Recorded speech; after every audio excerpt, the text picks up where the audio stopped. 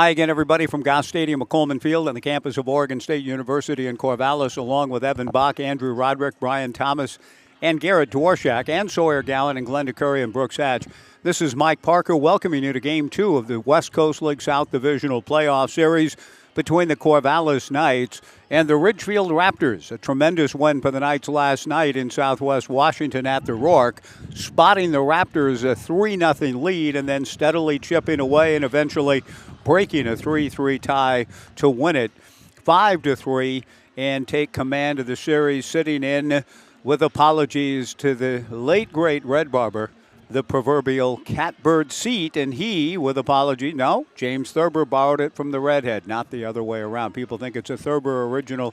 It originated with Red Barber. And indeed, the Knights sit in the catbird seat on this beautiful Sunday evening trying to close out the series. We'll have the starting lineups in the first pitch in a moment.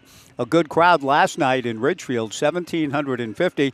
And the faithful, those that really follow the Knights and care deeply, not here for promotional purposes per se, but here because they love the Knights, they love the 7 consecutive championships and the quest for a great 8 in the summer of 2024, and a good crowd coming in on this breezy, pleasant, clear, clean sky Sunday evening in Corvallis. Blake Wilson has been a sensational ball player for the Knights all summer long. He has not been a pregame show guest yet, though. We'll rectify that next and visit with the pride of Rancho Santa Margarita, California, and the Washington Huskies.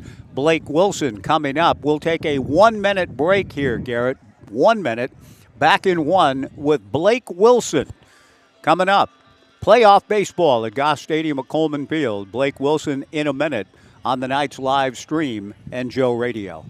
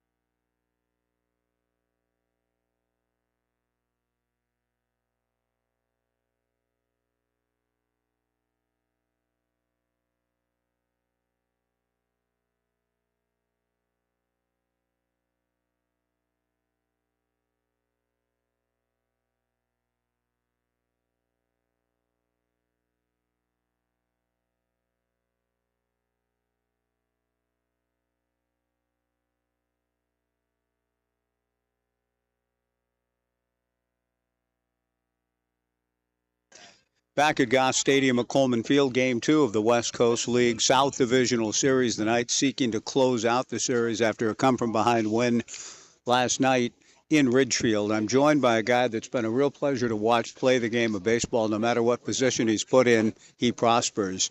Blake Wilson joins me. Blake, saying that, I mean that. Wherever you've been put, you've played well. But it seems like you've locked down center field as the season's gone along. I mean, you're the best center fielder on the club, and the way you read balls, chase balls down, and so on. How comfortable do you feel out there? Yeah, I'm really comfortable out there. It's like shortstop's obviously my next position, but it's like with football helping and like all baseball as well. So it's like I'm pretty comfortable out there, reading balls in the outfield, and getting balls in the hops and everything. It's pretty easy.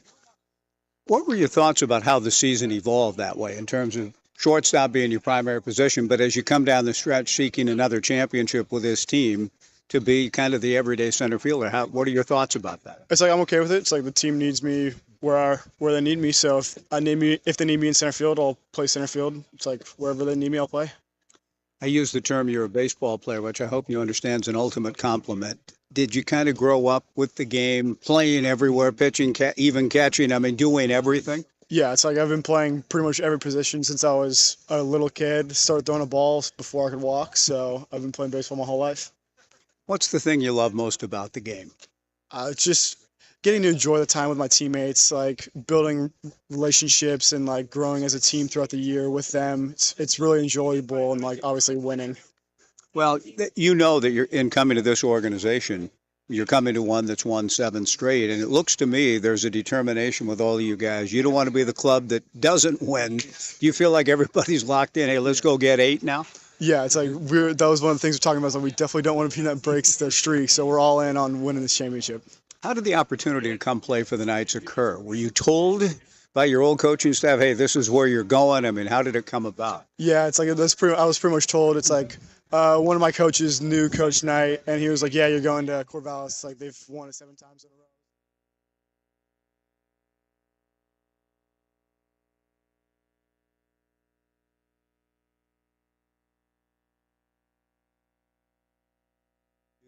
You know, that you're in the process of avoiding doing just that. Blake Wilson, my guest. Blake, what about the opportunity that came to you as a SoCal kid to go north to the Pacific Northwest and play collegiately at Washington? I know you've got a coaching change, which we'll talk about, but how did that opportunity come about? Yeah, it's like Washington had a big interest in me, and I wanted to get far enough from home, but close enough to where my parents could come, and Washington was the perfect fit. Great facilities, great coaching, and it was a perfect fit for me. It's a great institution, no doubt about that. All of us here in Corvallis and Oregon State are regretting so many schools leaving and the Pac-12 dissolving. It's sad. It's painful for a lot of us. But you make a decision to go to Washington, and it's a good one, a good life decision. Now there's a coaching change. How do you feel about that and what you've heard so far from Coach Smith? Yeah, I'm feeling pretty good. I'm looking forward to getting a new coach in there. It's like we need to kind of look at more of a hard football type of a coach, you could say, and that's what Eddie is. So I'm looking forward to seeing what this year holds. You've mentioned football a couple of times. Is that a big part of your background? Yeah, I played football growing up since I was 10, 11 years old, all the way through high school. A quarterback? Safety. Oh, okay. So you like to hit people. I do. Yeah, I do. Good for you. Do you miss that a little bit? I mean, how much are you missing football? It wasn't too bad. It was like I enjoyed the games more than I enjoyed practice. So it was kind of sad seeing it go, but I haven't missed it too much. Blake Wilson with me a little bit ahead of game 2. The Knights trying to wrap it up. Last night's game in Ridgefield, Blake, I thought was an example of what you guys have done all year. I've seen a lot of games where you may get down early, but it doesn't seem like there's any nervousness, panic, like, oh my God, you just kind of stayed the course. Tell me a little bit about that mentality. It's like we've been down a few games, even worse than last night. So it's like we always know that we're able to come back no matter the situation. Like it was early in the game, so we had a ton of time in the game to come back, and we knew we were going to be able to. You had a big base hit as part of it. You've had a lot of huge hits along the way, and so many different guys, right, Blake, on this club. It's deep for a reason, and everybody along the way has contributed. What's it like to be part of this group? It's a great group of guys. You know everybody's going to be able to do the job, so you can play free and not have to worry about somebody messing up something or doing something incorrectly because you know you have trust in everybody to do their own job. Last thing, I mentioned you being a SoCal kid. It's sunny and warm today. It's going to be a beautiful evening for baseball. But to go from Rancho Santa Margarita, California, to Seattle, how's that adjustment going? It was a pretty big adjustment. 'Cause it went from being lows of 65s to highs of 45s, so it was a big change. But I haven't had it hasn't been too bad. I've been able to deal with it pretty well. And have you enjoyed the summer in Corvallis? Yeah, Corvallis has been great. Nice and hot. No rain, so it's nice. No, we don't get any in the summertime, which is nice. But you know the drill when it comes to the winter and the early spring and cold baseball. But I'm glad you're in the sun tonight, Blake, and bear down on winning the series tonight, getting a little time off before Wednesday. Really have appreciated watching you play. Thanks for taking time, Blake. And thank you for having me. That is Blake Wilson, indeed, my guest on the pregame show. A real pleasure to watch him perform at shortstop primarily and lately locking down center field and doing a great job of it. Just a good baseball player, sharing some of his story with us as the Knights continue to write their 2024 story, which they hope, even though everything's a little bit different, they hope it concludes in the manner that each of their seasons have concluded, going back to the 2016 season. There was a little bit of a break in the COVID summer of 2020. Even then, for what it's worth, in the Wild Wild West League, the Brook Knight coach team won that championship, too, in about a 16-game schedule that summer up at beautiful Brock Ballpark, North Marion High School's home field. And I called one game that summer. It was a championship summer in its own special way. But the Knights are hopeful that they can win tonight and advance to Wednesday night's divisional championship game, which would take place here at Goss Stadium at Coleman Field. And a guy that knows his way around winning, Caden Siegel, 13-1 lifetime with the Corvallis Knights, delivers to Taylor Takata, strike one, and we're underway. Taylor Takata leading off, the second baseman for the Ridgefield Raptors. Takata 0 for 2 and scored a run in last night's ball game. The 1-1 change misses from Caden. Ball 2, 2-1. Taylor Takata leading off at second base. Deshaun Harris in the 2-hole in center field. Justin Stransky batting third and catching.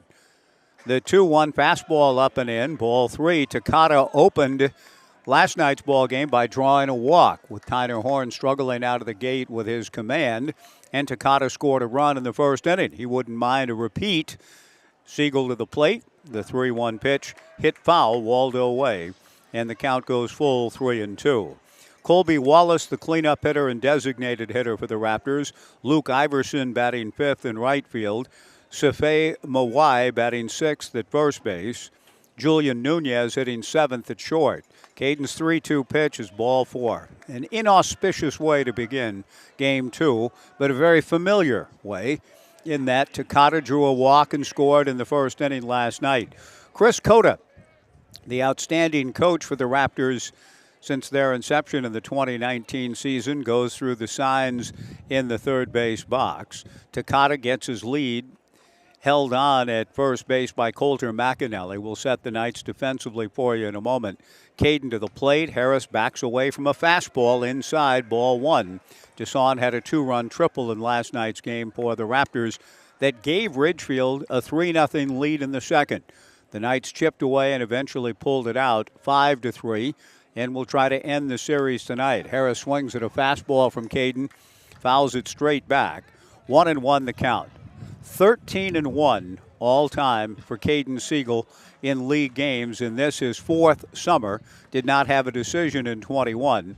Has won 13 games over the summers of 22, 23, and 24 with just the one defeat. The 1-1 pitch, a bunt in the air, foul up along third. The count to Deshaun Harris, 1 ball and 2 strikes. Julian Nunez, we left off with, batting seventh at shortstop for Ridgefield.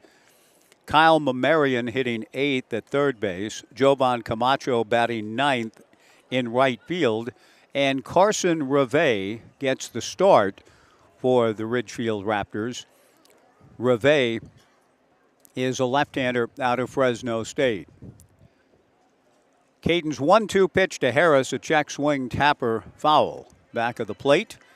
The count remains 1 ball and 2 strikes. For the Knights defensively as we get underway on this beautiful, clear Sunday evening, breezy, winds blowing out pretty strong towards left center. A battery of Caden Siegel and Tyler Howard. Colter McAnally at first, Kevin Takeuchi at second, Ty Yukamoto at short, Thomas Ferragaro at third. The 1-2 fastball spotted up beautifully on the inside corner. Strike 3 called. Caden Siegel balances his line. A leadoff walk followed by a strikeout. And Justin Stransky, the hitter. Justin had a good ball game last night. He threw out Blake Wilson attempting to steal. He went 2 for 4 at the plate. The Raptors out-hit the Knights 9-8, but the Knights with some clutch hitting, Blake Wilson included. Ty Yukamoto, a 2-run single to break a 3-3 tie. First pitch fastball, a strike to Stransky. 0-1 the count. Justin really defended the yard well last night. He'll be working with his Fresno State battery mate in tonight's ball game in Carson Reve. No balls and a strike to Justin Stransky. Taylor Takata at first with 1 out. The strike 1 pitch just missed, according to David Richardson, not by much. David Richardson, the home plate umpire, Jim Courtney and Shane Kelly on the bases. 1-1 to Justin Stransky. Taylor Takata held on by Colter McAnally. Caden fires over there, and back to the bag goes Takata.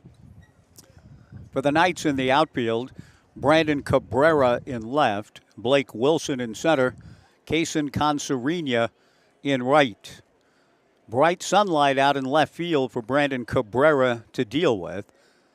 Kellen Siegel in the sun delivers to the plate. A slow roller up along third. A fair ball. And Ferraggiaro should have let it go. It's a fair ball, and Thomas had no shot to get the runner. None. So his only shot was to let the ball continue to roll and hope that it went foul. And so I'm a little surprised. Thomas has been such a tremendous defender and player all season, but did not make the right decision on that. He has no chance to get the runner, so you give up on that and hope that the ball goes foul. It's a lot to compute in real time, and certainly easier for us sitting up here to say, well, this is what you should have done, but that is what he should have done. Let the ball roll. The pitch to Colby Wallace. It is easy for me to say. Colby takes down and away, ball one. But it is an infield single for Stransky and a chance for Ridgefield to get on the board early. 1 ball and no strikes to Colby Wallace, the big left-hand hitting designated hitter. The 1-0 pitch. That's got to be a strike. That's got to be a strike.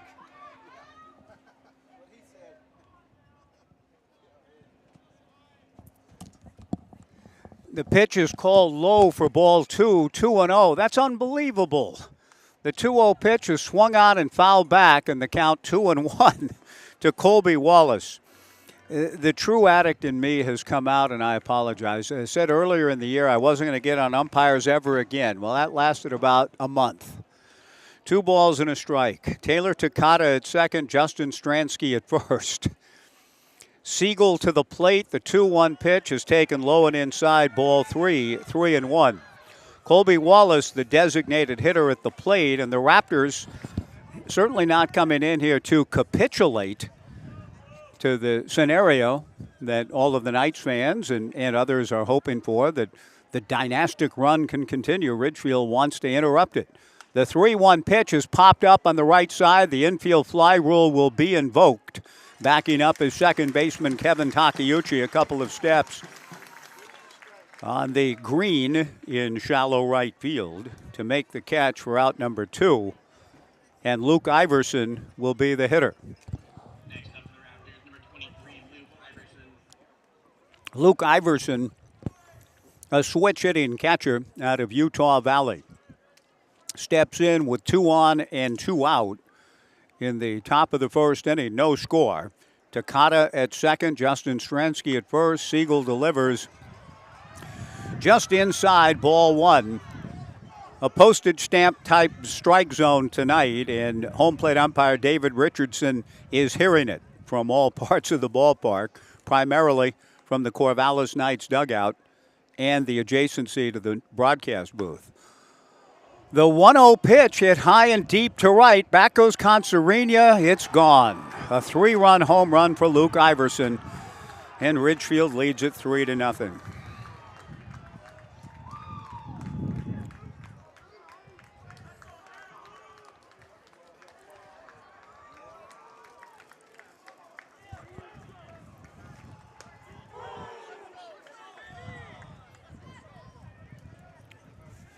Ridgefield took a 3-0 lead last night and didn't hold it, but they are glad to have an opportunity to take their chances again with one. Luke Iverson belting his 3rd home run of the summer, dropping it over the right field fence and straight away right. 3-0 Ridgefield. Safea Mawai the batter. Siegel to the plate. Fastball low and inside. Ball 1, 1-0. For the second straight game here in the postseason, the Knights trail Ridgefield 3-0. Last night it was 3-0 after 2 innings. Tonight, 3 runs here in the top of the first. A well-hit ball by Luke Iverson. Give the big kid credit. Switch hitting catcher, a la Cal Raleigh. Raleigh hit 2 today, but both from the left side. The Mariners in the process of destroying the Mets at last report on a national showcase in Sunday Night Baseball. Mawai swings and misses in the count 1-2. 2 outs, nobody on. Caden to the plate. The 1-2 pitch is tapped foul at the plate. And the count remains 1 ball and 2 strikes. Taylor Takata drawing a leadoff walk. That opens the door to a 3-run inning. It was a 3-2 pitch, and Takata drew ball 4 for the second straight day. An infield single The 1-2 pitch, a line drive, base hit to right field. Well, Ridgefield just says, okay, we understand the shot. You guys are all planning on taking the next couple of days off and playing Wednesday for the South Division Championship. But Ridgefield wants to play tomorrow night here, too. They like it in Corvallis. Safei Mawai with a base hit to right. A 2-out single. Julian Nunez, the batter.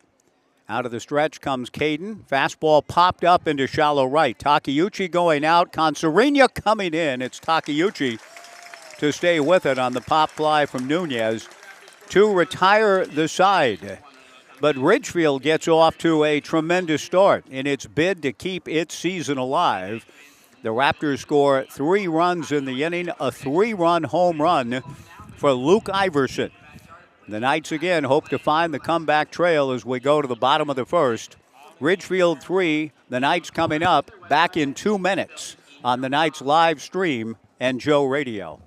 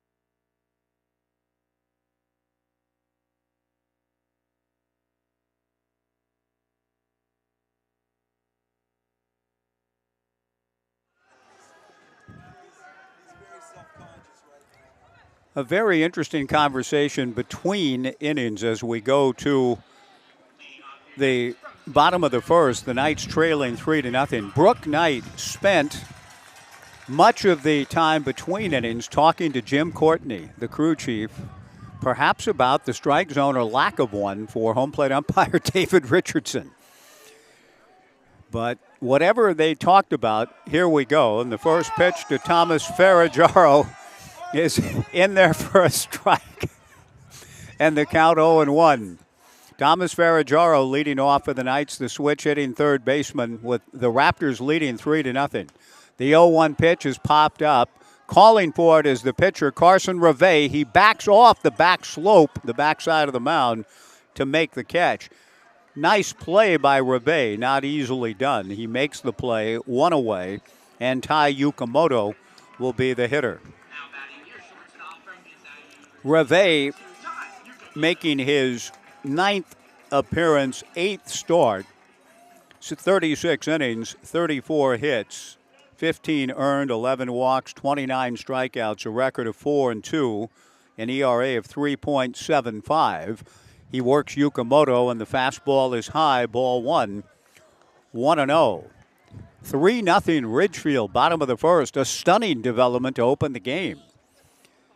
And my spirits were lifted, not necessarily. Yukamoto's hit by the pitch on the 1-0 offering, and Ty will head down to first base, grazed on the backside, and that'll bring Blake Wilson to the plate.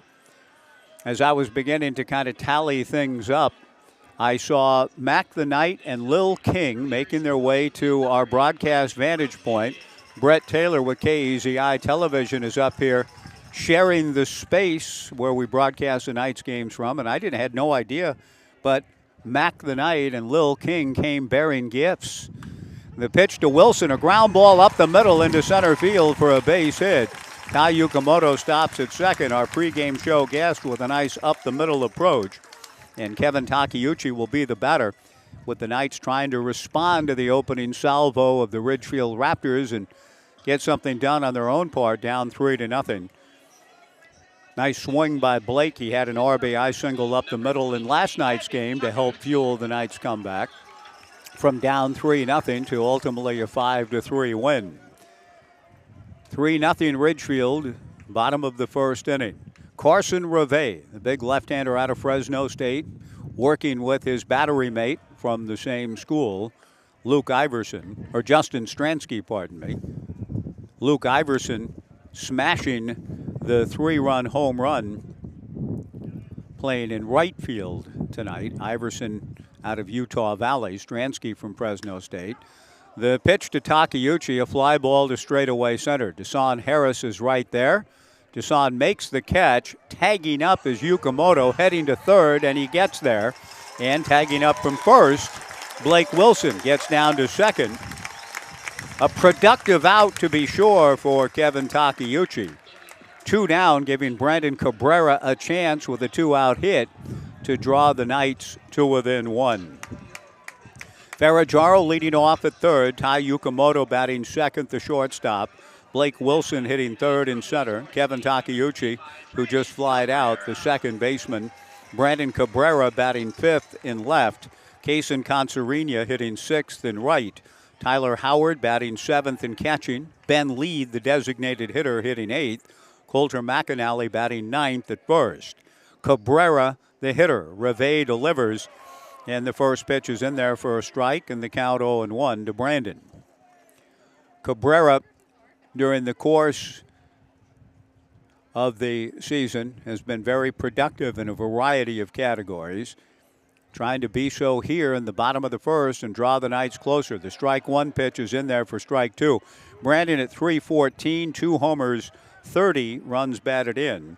Cabrera down in the count, no balls and 2 strikes with 2 on and 2 out in the bottom of the first inning. The left-hander Carson Reve works out of the stretch. Yukamoto at third, Wilson at second. The strike two pitch is hooked foul down the left field line in the corner. The count remains no balls and 2 strikes. For the Raptors defensively, a battery of Carson Reve and Justin Stransky. Safea Mawai at first, Taylor Takata at second, Julian Nunez at short, Kyle Mamarian at third. Out in left field,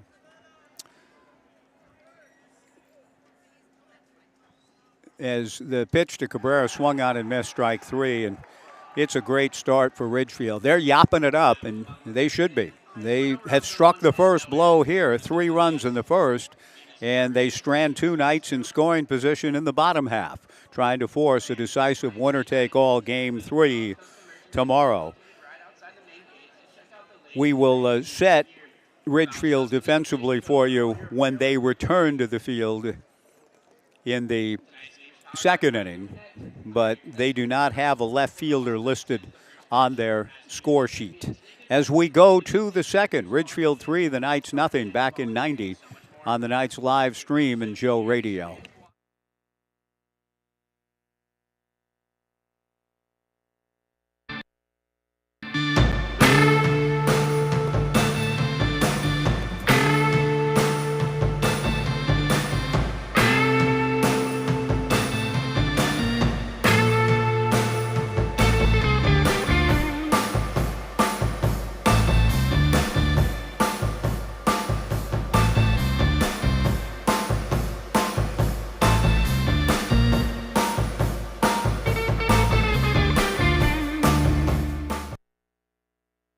At Eugene Airport, we want to say thank you. Thank you to our community for choosing us to connect you to many destinations, other cultures, your families, and friends. Thank you to our dedicated and professional staff for ensuring the airport experience is excellent. And thank you to local residents and businesses for making us who we are.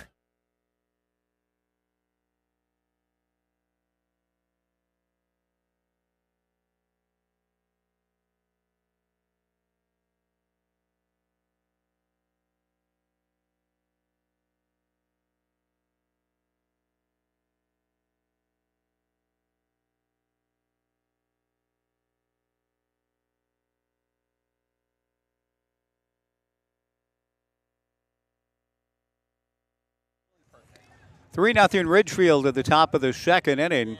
Caden Siegel goes to work on Kyle Mamarian, a ground ball to second. Kevin Takeuchi fields and throws to first for the out. A much better start for Caden here. He walked Taylor Takata last inning to open the game, and the inning was on. Ridgefield scored 3. The first pitch from Caden to Jovan Camacho, the left fielder, swung on and missed, and the count 0-1. Caden comes right back. The 0-1 pitch foul back. The count 0-2. A very impressive aspect to the Knights' win last night. Down 3-0 after 2 innings. Tyner Horn settled into a groove.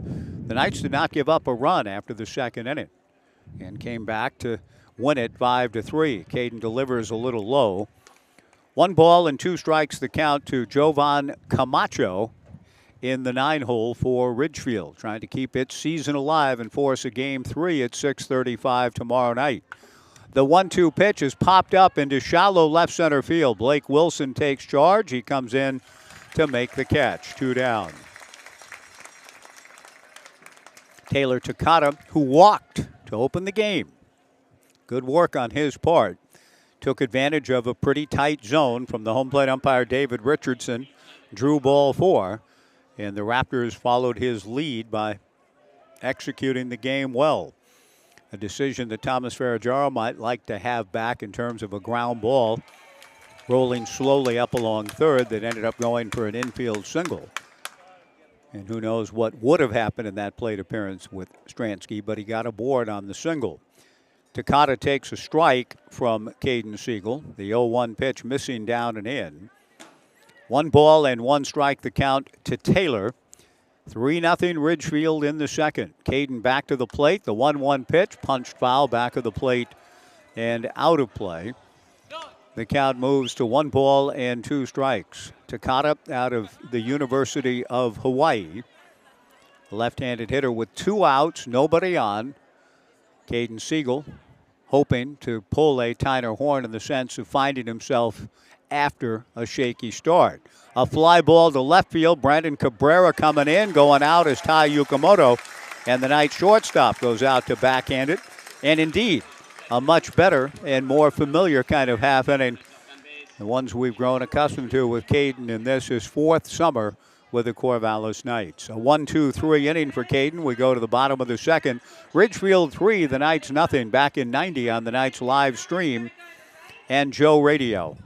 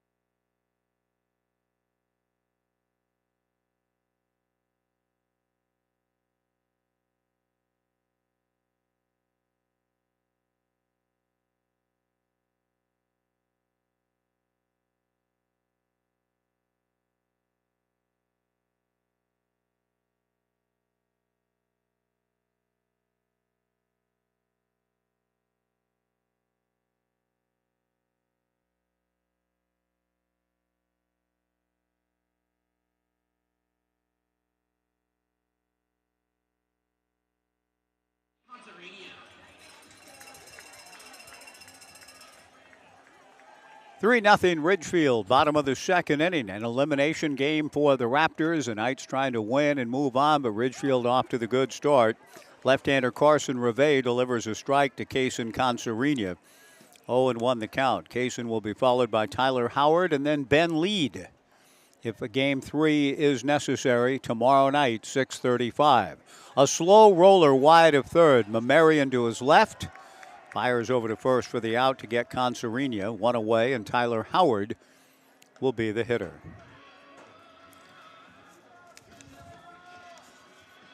And if we do have another ball game here tomorrow night, that's all to the good, right?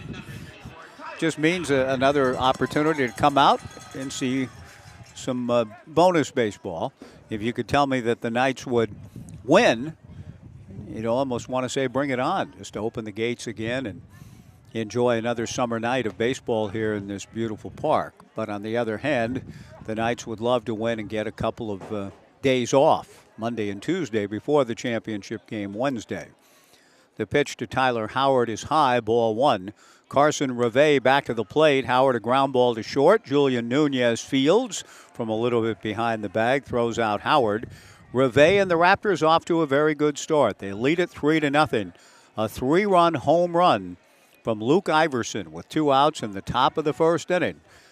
The Knights have been scrapping of late. They've spotted some teams, as Blake Wilson talked about, some pretty sizable leads, and have been able to fight their way through to win 12 of their last 15, winning their last 6 series, coming down the stretch to claim for the 5th consecutive season the best overall record in the West Coast League. The pitch to Ben Lead, a strike, 0-1 the count. This is a good Ridgefield club that has not beaten the Knights yet this summer, but they could not pick a better time than now and tomorrow. It would by no means balance the series slate, but it would be the most important victories of the season. Lead takes strike 2, 0-2 the count. Ben played 7 games since signing late. The strike 2 pitch is high and inside.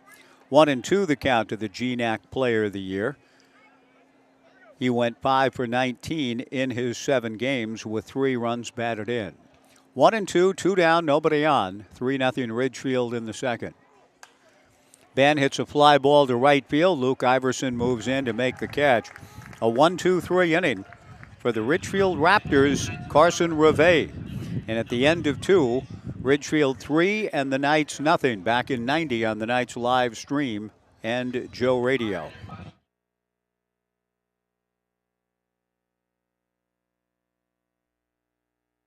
News that you can trust? Subscribe to the Gazette Times, your go-to source for in-depth journalism and breaking news. From local stories that impact your community to consistent updates to your Beavers and Knights, the Gazette Times has it all. For only $1 for 3 months, enjoy unlimited access to our e-edition, unlimited articles on GazetteTimes.com and our mobile app, and free access to newspapers.com archives. Subscribe today and join the Gazette Times community. Knights fans, looking for an amazing deal? Come down to Wilson Motors. Visit us today and get free tickets to Wilson Motors Night with the Corvallis Knights on July 24th. It's a night you won't want to miss. Exciting baseball, great company, and fantastic giveaways. While you're here, check out our wide variety of vehicles. From sleek sedans to rugged trucks, we've got something for everyone. Wilson Motors, your one-stop shop for unbeatable deals and unforgettable nights. Hurry in and score your tickets today at Wilson Motors on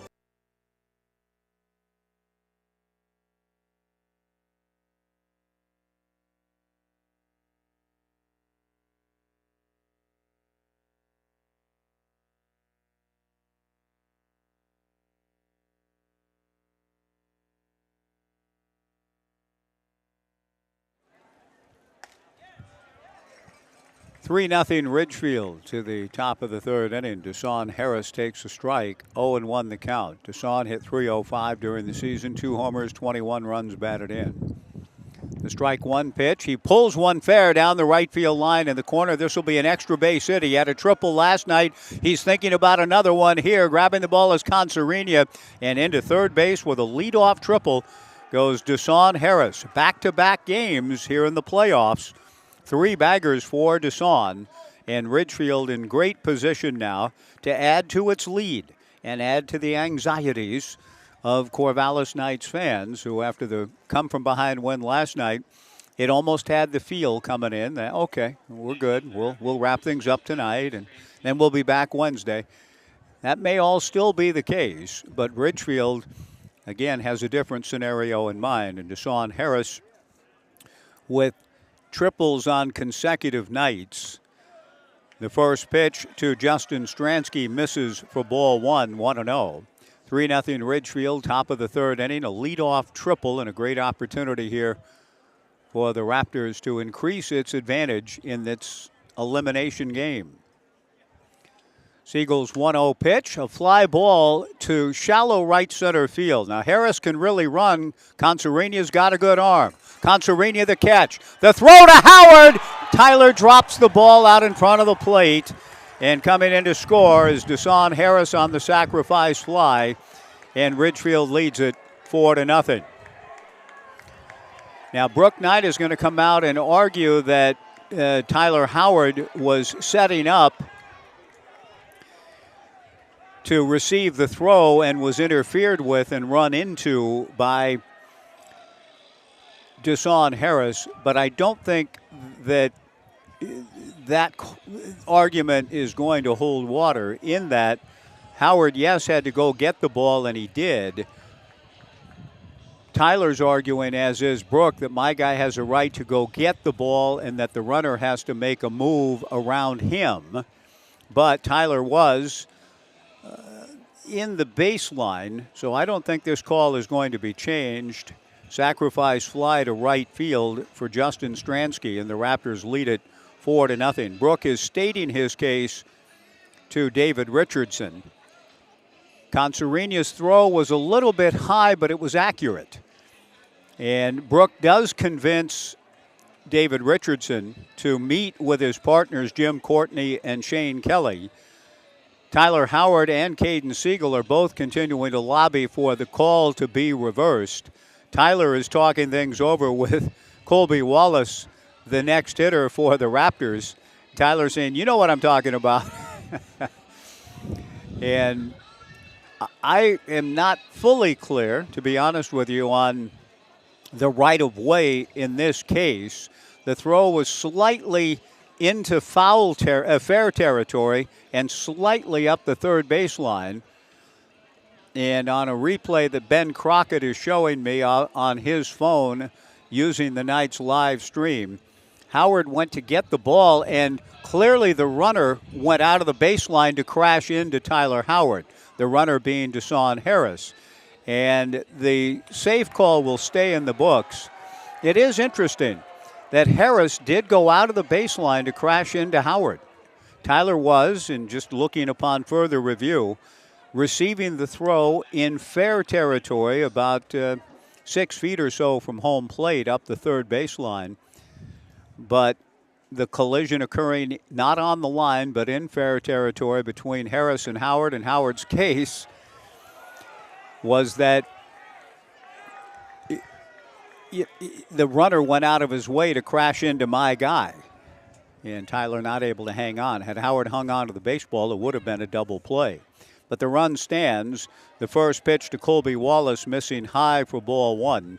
The 1-0 pitch foul back. 1-1 the count. 4-0 Ridgefield. Top of the third inning. The 1-1 pitch, breaking ball in there for a strike, and the count 1-2. Ridgefield has come in with great intent to keep its season alive. 3 runs in the first. They picked up a run here in the third. The 1-2 pitch from Siegel, the ground ball foul back at first. The count remains 1-2. For replacement glass or new vinyl windows in your home, call Smith Glass, located in Corvallis and Albany. Smith Glass is a leading residential and commercial glass service for the Mid-Valley and a longtime partner of the Corvallis Knights. Smith Glass on the cutting edge since 1945. Another slow roller foul up along first. The count remains 1-2. what I just shared, and our thanks to Smith Glass, a tremendous sponsor of the Knights. That is known in the business as an in-game read. The pitch to Wallace hit high and deep to right center. Back goes Blake Wilson, a couple of steps shy of the warning track. Reaches up to make the catch. 2 down. And Luke Iverson, who hit a 3-run home run in the first inning, comes to the plate for Ridgefield, which is added to its lead, up 4-0 in the third. The pace of the game these days, I noticed it listening to the Mariners on the way to the ballpark. Rick Riz was doing a read, an in-game read for Alaska Airlines. Luis Castillo's pace with a pitch clock and all of that it was a full 4-pitch read for Rick. Trying to get through the message from Alaska Airlines, the 1-0 pitch in there for a strike, the count 1-1. So Alaska Airlines flying now to the 1-1 pitch fouled away. Alaska Airlines, like I'm saying, the 1-2 pitch, low ball, 2-2. Now, Alaska Airlines can take you anywhere you want to. The 2-2 pitch fouled. I mean, the pace was so quick that it took 4 pitches for Rick Riz to get through an Alaska Airlines read. He did, though, finally. The 1-1 pitch in there for a strike, and the count 1-2. It's a small thing, a minor thing in the overall scheme of things, but what I just shared with you, a true thing, a 4-pitch read earlier today for Rick Riz on the Mariner broadcast. The 1-2 pitch is tapped foul, the count 1-2. I say that because it took a couple of pitches to get through. My honor of sharing with you our thanks to the support of Smith Glass on the cutting edge since 1945. The tempos of these ball games have picked up considerably. The 1-2 pitch, breaking ball grounded into the Raptors dugout. A very lively Raptors dugout. Everybody in this league, there's 16 teams all vying for the West Coast League Championship. 8 remain, that's half of them, all trying to dethrone the 7-time champion Knights. The 1-2 pitch rolled slowly foul by Luke Iverson. And just as Blake Wilson talks about, we don't want to be the team to blow it, to mess it up, as he put it, every other team wants to be the one that finally knocks the Knights off their perch. 1 ball and 2 strikes, 2 down. Siegel delivers low and inside, ball 2. 2-2 to Luke Iverson. Safea Mawai on deck. And Ridgefield has the look. I mean, they had a 3-0 lead last night. They lead 4-0 tonight. The 2-2 pitch, that's tap foul at the plate. And a tremendous battle by Luke Iverson, who turned on a 1-0 pitch in the first and smashed a 3-run home run. And while I give all the credit in the world to Luke's swing, the 2-2 pitch here, fastball swung on and missed for strike 3 to retire the side. Caden was attempting to adjust to a minuscule strike zone and made perhaps the pitch to Luke Iverson a little bit too hittable in his quest to find out just what a strike was. Iverson told him in the form of a 3-run home run. A leadoff triple for Deshaun Harris is cashed in on a sacrifice fly by Justin Stransky through 2.5. Ridgefield 4, the Knights nothing. Back in 90 on the Knights live stream and Joe Radio.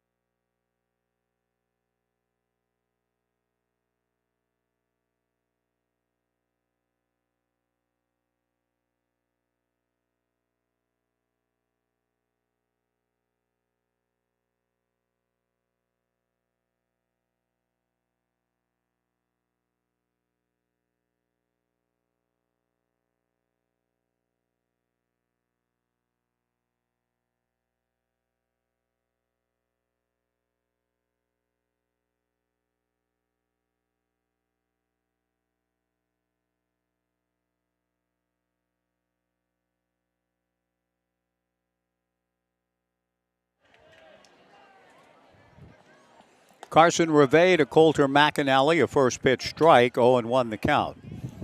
4-0 Ridgefield, bottom of the third inning. The Raptors trying to force a decisive winner-take-all game 3 tomorrow night. We had that in the American Legion playoffs today that Jay Reese has been reporting on. The strike one pitch to McAnally misses. Heartbreak for Eugene down the road. The Challengers were trying to go to the American Legion World Series for the first time and came up a little short. Billings returns for the first time since Dave McNally, not Dave McAnally, but Dave McNally, the great Baltimore Oriole himself, led Billings in 1962 to the World Series, the American Legion World Series. And today they defeated Eugene in a winner-take-all game, and Billings advances. The 1-2 pitch on the way. McAnally hits it foul over our heads. The count remains 1-2 to Coulter.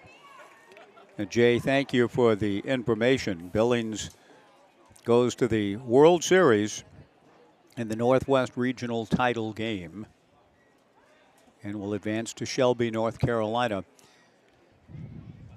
McAnally hits a little tapper in front of the mound. Reve comes in front of the hill and fields and throws to first. One away in the bottom of the third.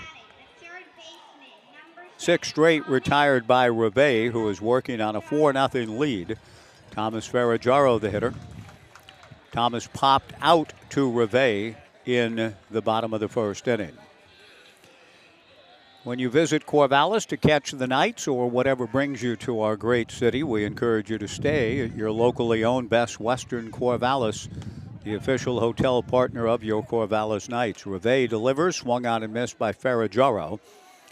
Enjoy the largest hotel rooms in the city and an outdoor heated pool. Wherever life takes you, Best Western is there. The strike one pitch is in there for strike two to Ferragaro. Tai Yukamoto on deck. 4-0 Ridgefield in the third. I mentioned Mac the Knight and Lil King bearing gifts. They brought me, and I mentioned a couple of weeks ago on the radio, maybe not that long ago, the strike two pitch high and inside to Ferragaro. That one of my earliest treasures in life was the third Fireside Book of Baseball. And I received tonight the original, the first Fireside Book of Baseball. The 1-2 pitch down and in on the breaking ball from Reve, ball 2, 2-2. Now the quest will be to find the second Fireside Book of Baseball. I have numbers 1 and number 3, and this first volume came out in 1956. Very thoughtful gift. The 2-2 pitch, a chopper back of third, and over the glove of Mamarian and down the line into the left field corner area, and into second base goes Thomas Ferragaro.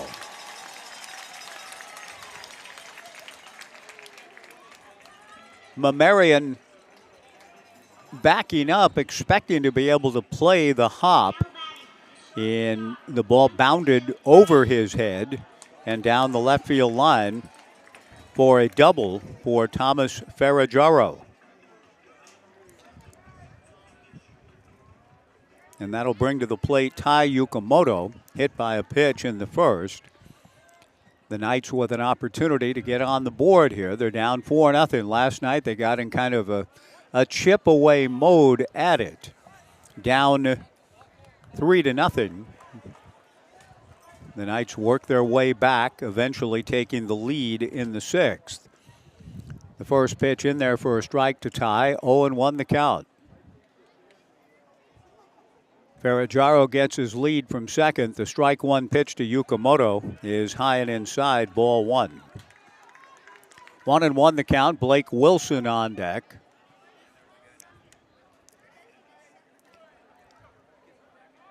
Carson Reve, the left-hander, working with Justin Stransky, come set. Camacho dealing with a tough sun out in left field, shading it with his glove. Yukamoto takes just outside, ball 2.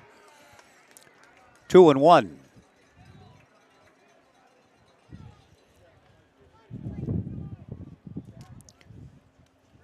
Tai Yukamoto had the tie-breaking 2-run single to give the Knights the 5-3 lead last night. The 3-0 pitch in there for a strike. I think the count is 2-2. The scoreboard shows 3-1. I had a strike on the first pitch. I think it's 2-2. Out of the stretch works Carson Reve. The pitch on the way to Yukamoto, a 3-1 pitch, is outside for ball 4. And the Knights, again, with an opportunity to get ahead and draw a little bit closer with Blake Wilson coming to the plate. And then he didn't? Okay, so I just sit there. I saw him about to, so I wrote it down, and then I looked up.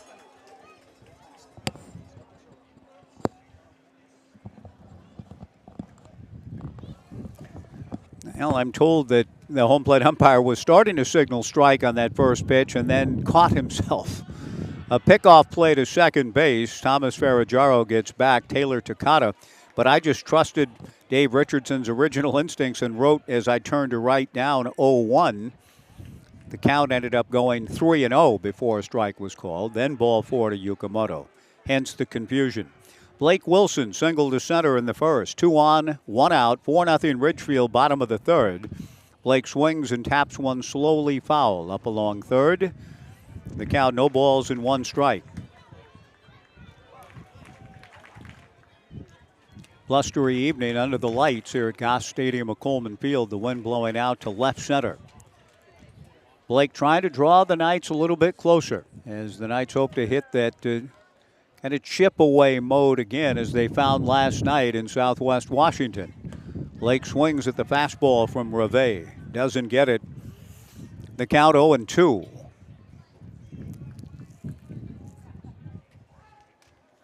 Thomas Ferraggiaro at second. Ty Yukamoto at first. 1 out. 0-2 to Blake Wilson.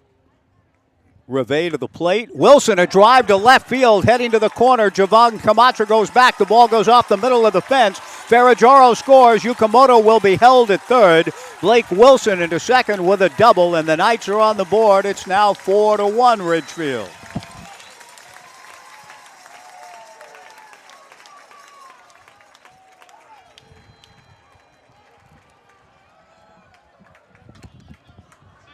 That ball was crushed. Brooke Knight comes over from the third base coaching box, I think, to get his guys kind of settled down a little bit. Brooke does not like when his own players are engaged in what, for lack of a better term, trash talking the other guy. I think Brooke came over with the dugout fired up to kind of rein him in a little bit. Kevin Takeuchi hits one foul just over my head and into Urchin Alley. No balls and a strike. Now, I may be wrong as to the why and the wherefore of Brooke coming over. But after Blake Wilson got to second with the RBI double scoring Ferraggiaro, Yukamoto going into third, Brooke came over and talked to guys in the dugout. The strike one pitch to Takeuchi is popped up. Shallow center. Backing up is Taylor Takata, and he backhands it. Tagging up anyway is Yukamoto on his way to the plate. He scores on a shallow fly ball to center field, and the Knights are within 2 now at 4-2.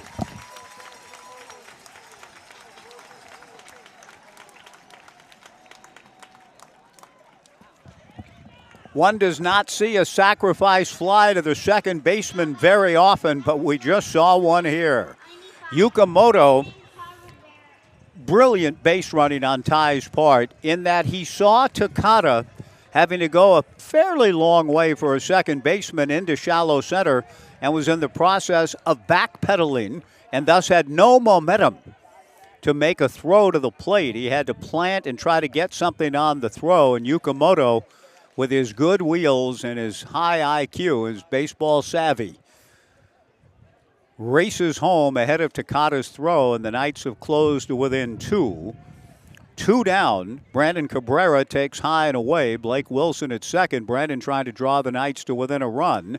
He swings and hooks one down the left field line. Jovan Camacho moving over and makes the catch as he crossed the foul line in the corner. But the Knights do get back in the game, scoring 2 runs in the inning.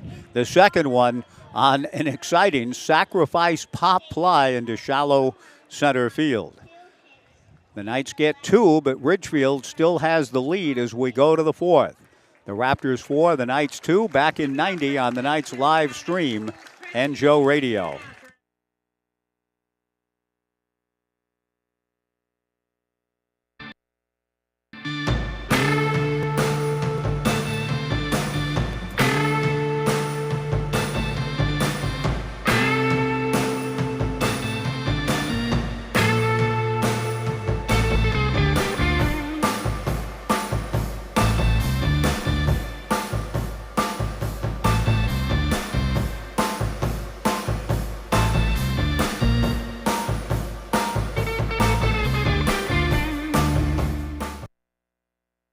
Looking for the latest news that you can trust?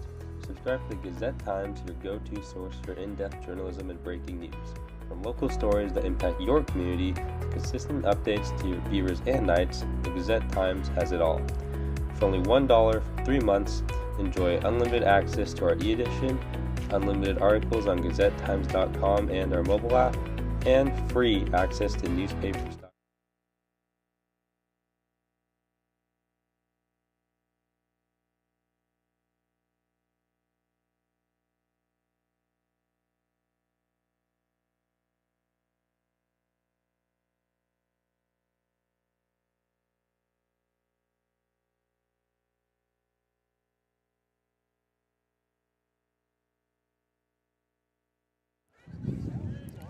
Through 3 innings at Goss Stadium at Coleman Field, Ridgefield 4 runs, 4 hits, and no errors. The Knights 2 runs, 3 hits, and no errors. Safea Mawai fouls the first pitch to the left and out of play from Caden Siegel. The 0-1 pitch taken low and in. 1-1 to Safea, who singled to right field in his first at-bat. Siegel's 1-1 pitch rolled slowly foul up along first, and the count moves to 1-2. Safea Mawai, Julian Nunez, and Kyle Mamarian in the 4th. 4-2 Ridgefield.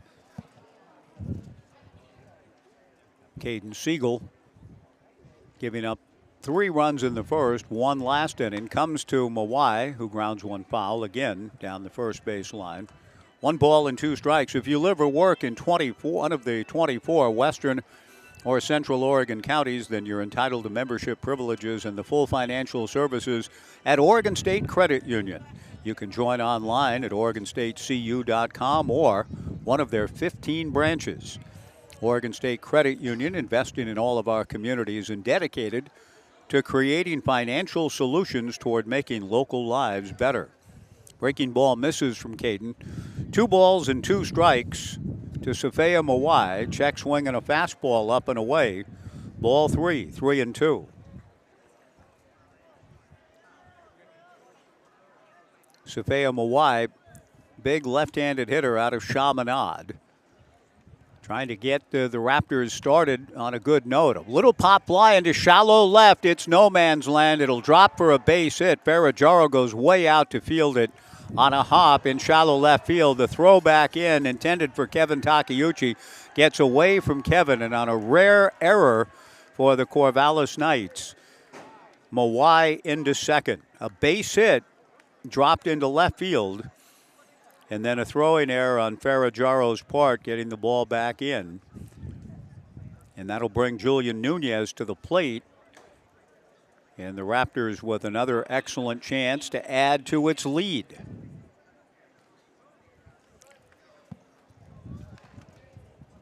Nunez popped out to second base in the first. Siegel delivers. Nunez bunts. That'll move the runner up. Siegel juggles, overhands quickly to Coulter McAnally for the out. The sacrifice works, well done by Nunez, 1-3. On the play, Mawai to third. Kyle Mamarian, the hitter. 4-2 Ridgefield in the 4th. Brooke Knight is instructing his infielders to play halfway. Some activity will begin in the Corvallis Knights bullpen here in the top of the 4th inning. Mawai representing an important run 90 feet away. A chopper foul towards Coach Cota in the third base box for the Raptors. No balls and 1 strike. Should we have a third game tomorrow night to decide the series, it would be at 6:35. Cohen Gomez would get the baseball for the Knights. The strike 1 pitch in the turf, well blocked by Tyler Howard. 1 ball and 1 strike the count. Siegel and Tyler Howard the battery. Coulter McAnally at first. Kevin Takeuchi at second. Tai Yukamoto at short. Thomas Ferraggiaro at third. They're halfway. The outfield of Brandon Cabrera in left. Blake Wilson in center. Kaysen Consarina in right. Caden's breaking ball. Down and away. Ball 2. 2-1. The Raptors trying to get the momentum right back in their camp after the Knights scored 2. The 2-1 pitch is fouled into the netting. Back at the plate to even matters at 2 balls and 2 strikes with 1 gone here in the top of the 4th.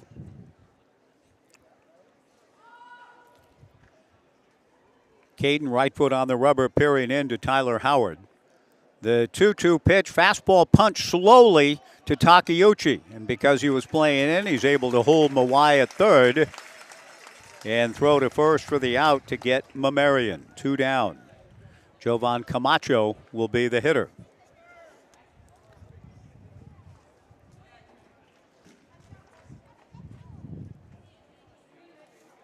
Now batting number 1, Jovan Camacho. Jovan flied to center field in the second, looking for a clutch 2-out hit on a clear, beautiful, breezy Sunday night in Corvallis. First pitch fastball, a little inside, ball 1. 1-0 to Camacho. Caden working out of the stretch with Safea Mawai at third. 2 down, 4-2 Ridgefield in the 4th. The outfield shallow. The 1-0 pitch is popped up on the left side. Ferraggiaro calling. Thomas makes the catch about 3/4 of the way up the line at third to retire the side. Good work on the part of Caden Siegel. After the leadoff base hit and error, he had to deal with a runner at second and nobody out. He works through it, and we go to the bottom of the 4th. Ridgefield 4, the Knights 2. Back in 90 on the Knights live stream and Joe Radio.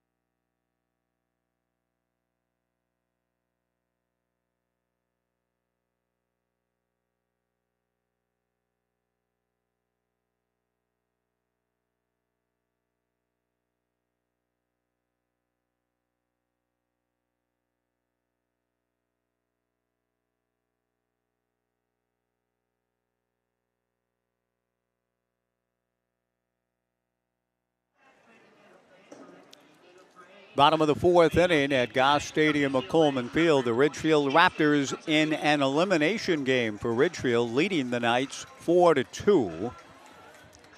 Carson Reve will start things off against Kaysen Consarina. Carson induced a ground out from Kaysen in the 2nd inning. The lefty Reve to the plate, a bunt right back to Reve, comes off the mound to field and throw out Kaysen. 1 pitch, 1 away in the bottom of the 4th. And Tyler Howard will be the batter. Tyler grounded to short in the 2nd. Carson Reve and Justin Stransky, the battery for Ridgefield. Around the infield for the Raptors, Safea Mawai at first, Taylor Takata at second, Julian Nunez at short, Kyle Mamarian at third with Jovan Camacho in left, Deshaun Harris in center, Luke Iverson in right. First pitch to Tyler, taken for a strike. The count 0-1.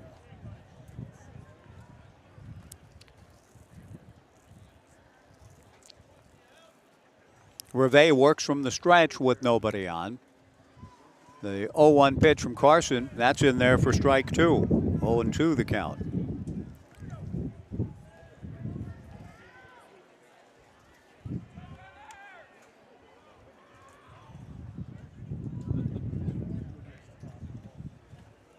Reve back to the plate. The strike two pitch, a line drive to right field. It'll get down for a base hit on an 0-2 count. Nice job by Tyler.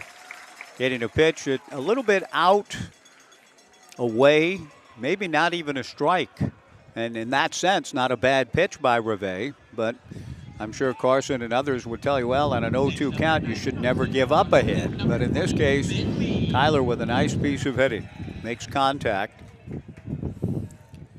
And brings up Ben Lead, who represents the tying run at the plate. 4-2 Raptors in the fourth.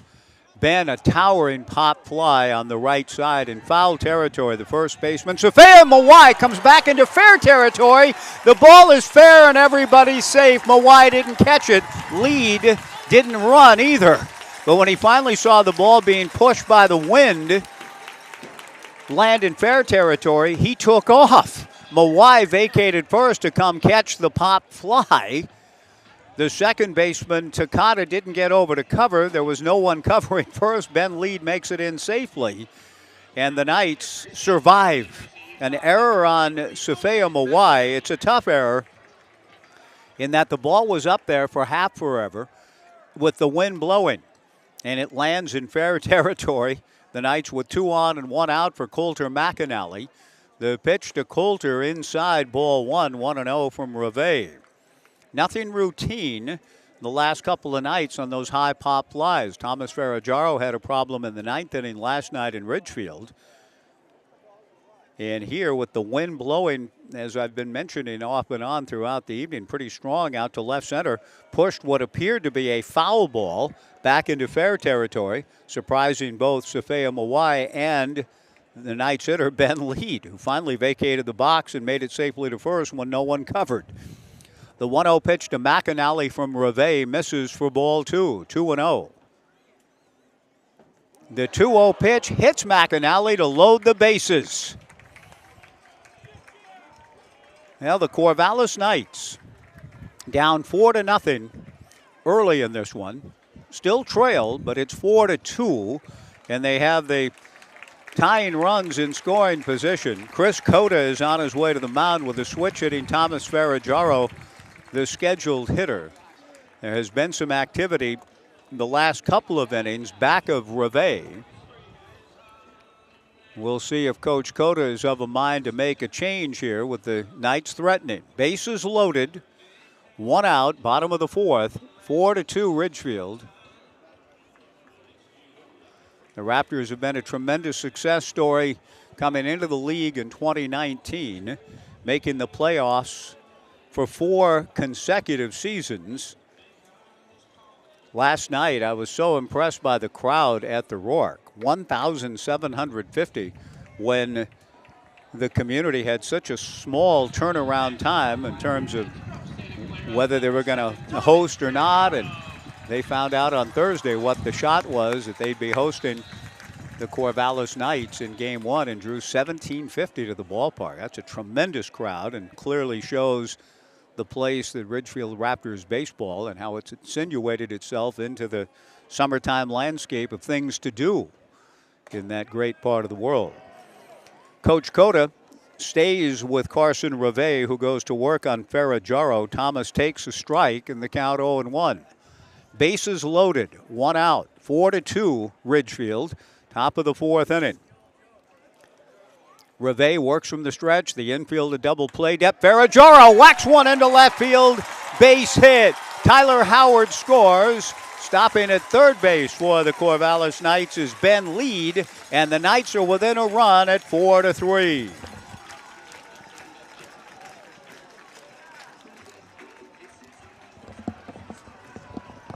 Thomas Ferraggiaro with his second hit. The bases are loaded for Tai Yukamoto with one out. Ben Lead to third, McAnally to second. Ferraggiaro, the RBI single, drawing the Knights to within a run. Tai Yukamoto's been hit by a pitch and walked. Carson Reve delivers to Tai. First pitch fastball for a strike. 0-1 the count. 4-3 Ridgefield in the bottom of the fourth. The Knights eradicated a 3-0 deficit last night to win. Down 4 runs early in this one, now within a run in the fourth. Yukamoto swings and fouls one to the left and out of play and is down in the count. No balls and 2 strikes. It was Yukamoto who delivered the 2-run single that provided the margin of victory for the Knights last night in Ridgefield. Ben Lead, the tying run at third. Coulter McAnally at second, Thomas Ferraggiaro at first. 0-2 to Tai Yukamoto. Carson Reve works from the stretch. The left-hander ready, the strike 2 fastball up and away, ball 1, 1-2. Blake Wilson, who is 2 for 2, waits his turn. The Knights trying to come all the way back. We're in the bottom of the fourth. Tai Yukamoto awaits the 1-2 pitch from Carson Reve. Fastball swung on and missed. Strike 3. Yukamoto, in a moment of sportsmanship, made a little contact on the follow-through on his swing with the catcher Justin Stransky, and Yukamoto apologized to Justin. Ty's a great kid. Scored a run last inning, tagging up an a fly ball caught by the second baseman in shallow center. He strikes out here. 2 down, Blake Wilson, the batter. Blake 2 for 2, trying to give the Knights the lead with a 2-out hit. He swings and hits one foul over the Omaha room to the right and out of play. No balls and 1 strike the count.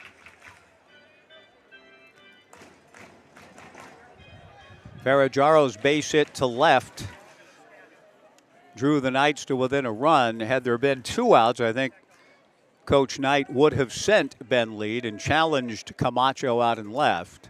With only 1 out and Yukamoto coming, did not want to try that. Wilson takes it into his own hands. A line drive base hit to center field. Ben Lead scores. Stopping at third base, Coulter McAnally. Wilson is 3 for 3, and the Knights have pulled even at 4.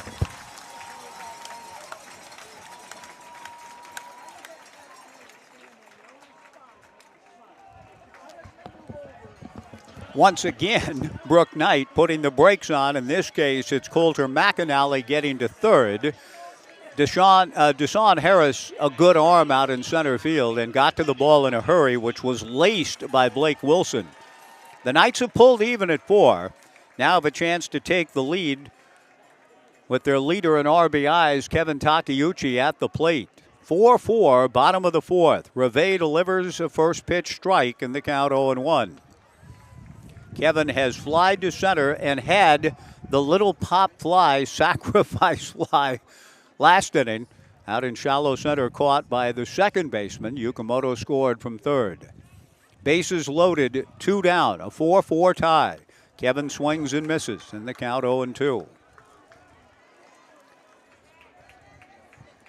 Coulter McAnally at third base. Thomas Ferraggiaro at second, Blake Wilson at first. 2 away. 4-4, bottom of the fourth. Carson from the stretch. The strike 2 pitch to Kevin Takeuchi. Pop foul. Back of the plate and into Urchin Alley. The count remains no balls and 2 strikes to Kevin Takeuchi, with the Knights trying to forge the lead here in the bottom of the fourth before a good crowd anticipating what they hope will be at the end of the evening a celebrant atmosphere, as we've seen so often through the summers here in Corvallis. No balls and 2 strikes the count. Carson Reve asks for time and backs off the rubber for a moment. Kevin Takeuchi trying to give the Knights the lead with a clutch 2-out hit. McAnally from third, Ferragamo from second, Wilson from first. The strike 2 pitch misses down and away. The count 1-2 to Kevin Takeuchi. 4-4, bottom of the fourth. The left-hander Carson Reve works from the stretch. Whether the bases are occupied or not, they're fully occupied now. The 1-2 pitch lifted down the right field line. A long run with the wind twisting the baseball in the air. The Knights will get 2 runs on the play. A bloop wind-blown single to right for Kevin Takeuchi. The Knights lead it 6-4.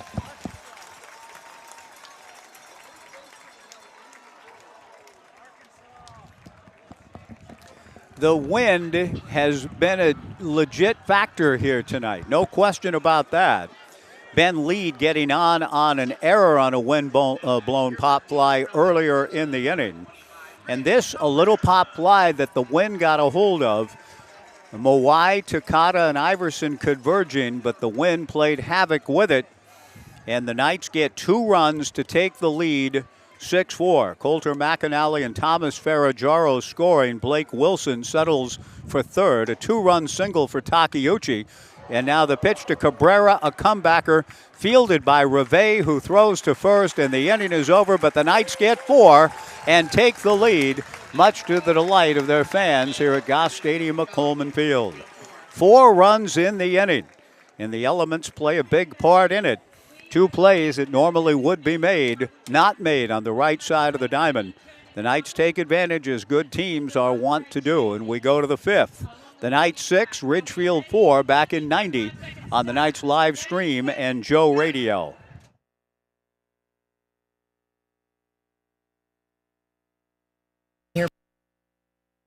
We want to say thank you. Thank you to our community for choosing us to connect you to many destinations, other cultures, your families, and friends. Thank you to our dedicated and professional staff for ensuring the airport experience is excellent. And thank you to local residents and businesses for making us who we are. We are proud to serve you, our region, and beyond. Together, we continue to grow and thrive. Thank you for flying local and for flying EUG. Knights fans, looking for an amazing deal? Come down to Wilson Motors. Visit us today and get free tickets to Wilson Motors Night with the Corvallis Knights on July 24th. It's a night you won't want to miss. Exciting baseball, great company, and fantastic giveaways. While you're here, check out our wide variety of vehicles. From sleek sedans to rugged trucks, we've got something for everyone. Wilson Motors, the one-stop shop for unbeatable deals and unforgettable nights. Hurry in and score your tickets today at Wilson Motors on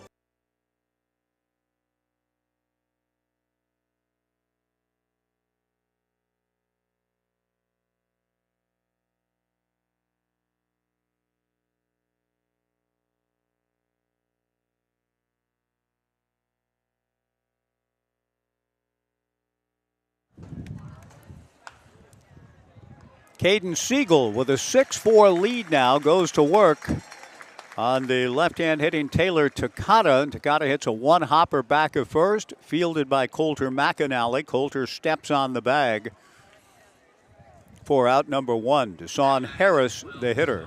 Deshaun has struck out looking and tripled for the second straight game. Hooking one down the line into the right field corner.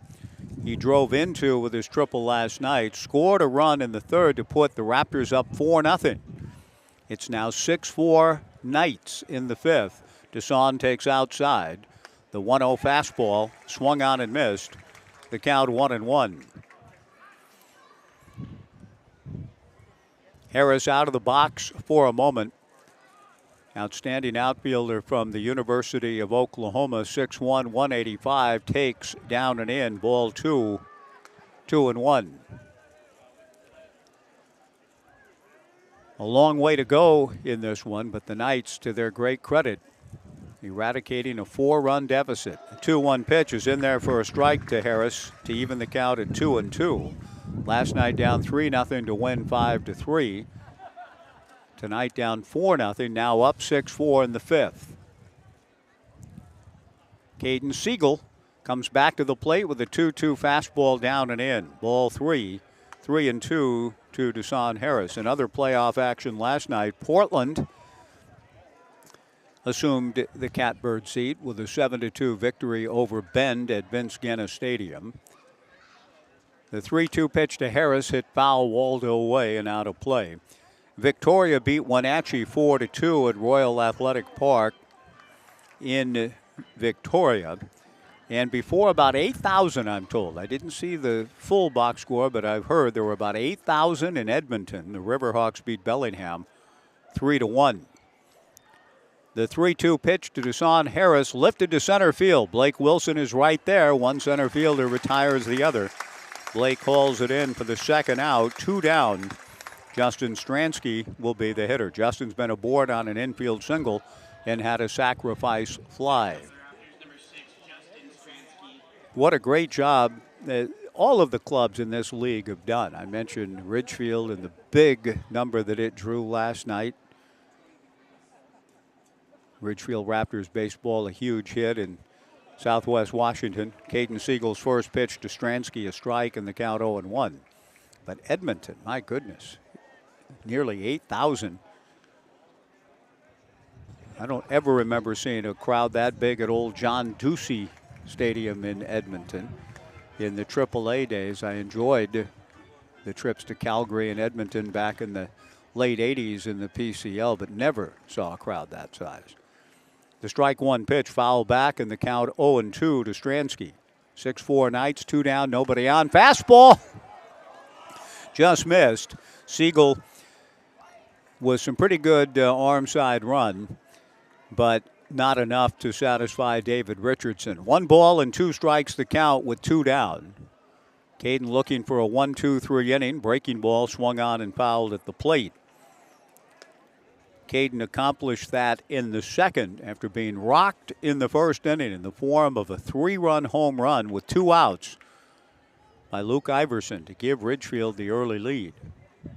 Now with a count of 1-2 and 2 down, working on Stransky. Caden to the plate, misses low and inside. Ball 2, 2-2. Luke Iverson is on deck.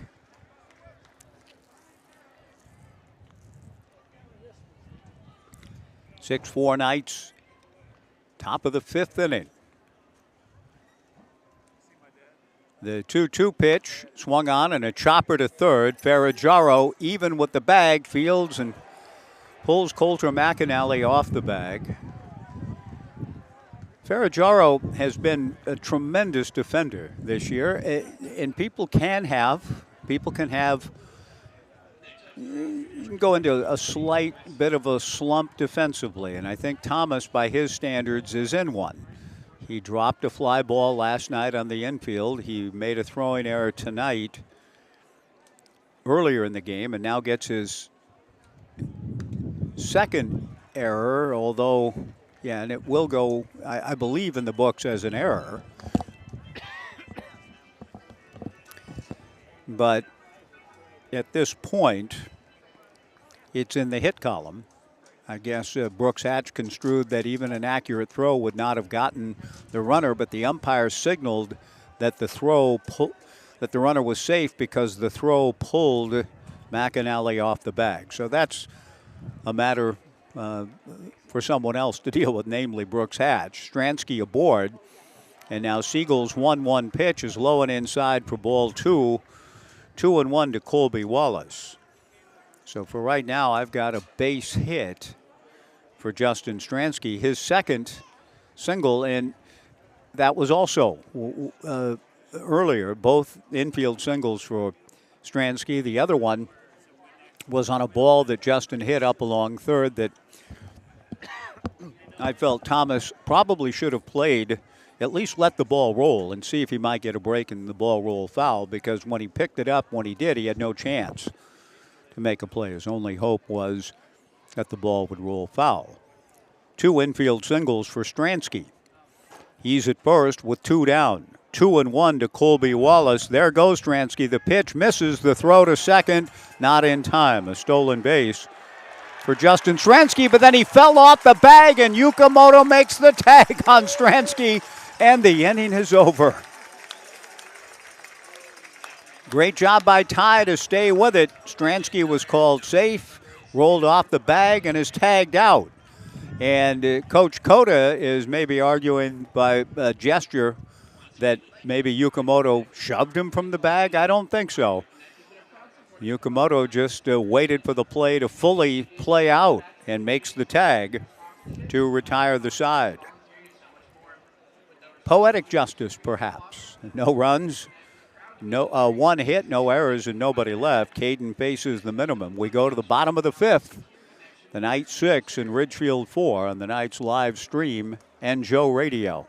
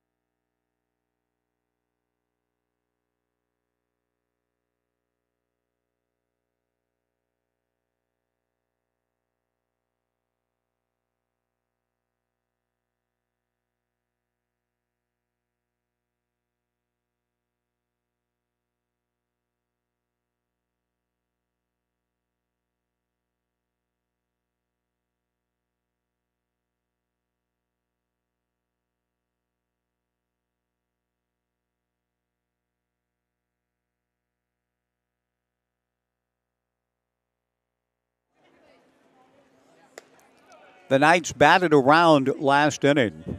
9 men came to the plate.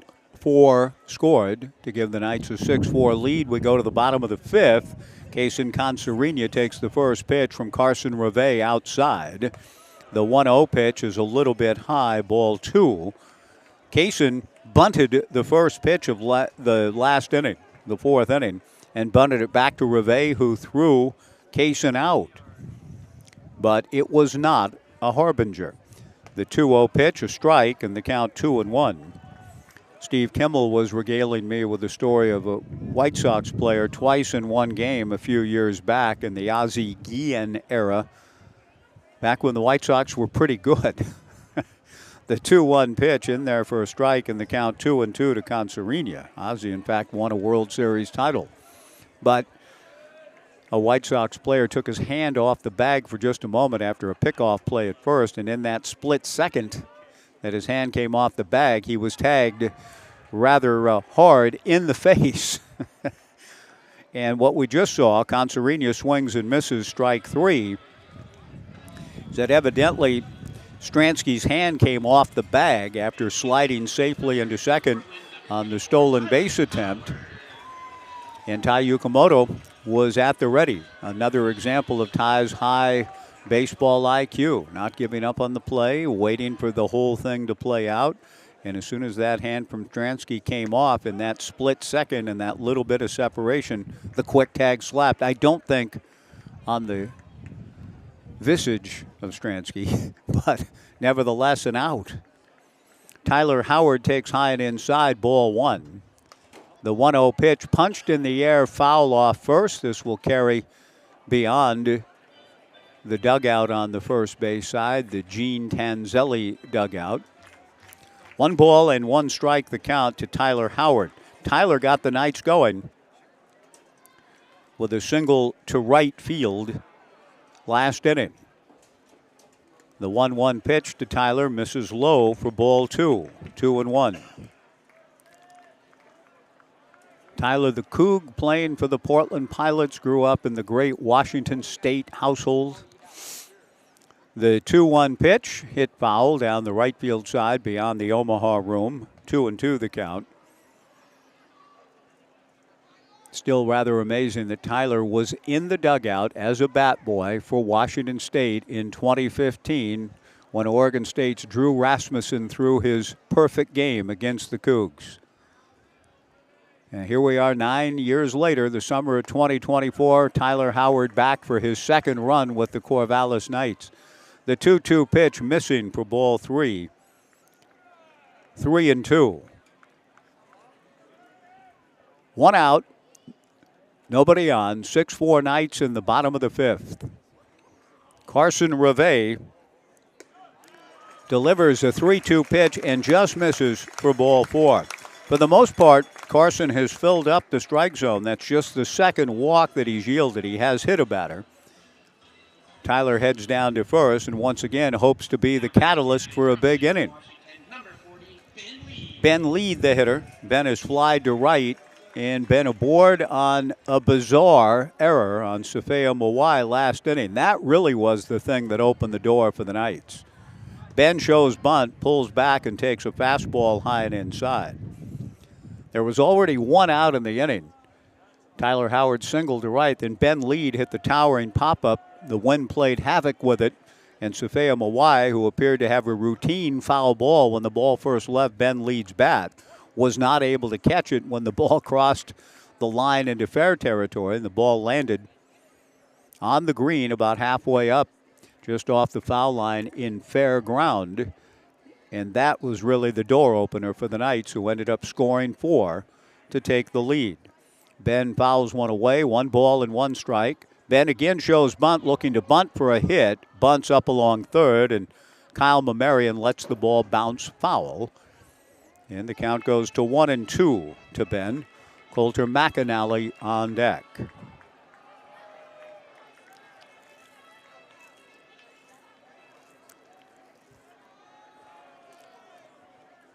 Ben Lead getting an opportunity late in the season to come back to his hometown and play for the Corvallis Knights, and he's savoring every minute of it. The 1-2 pitch is high, ball 2, 2-2.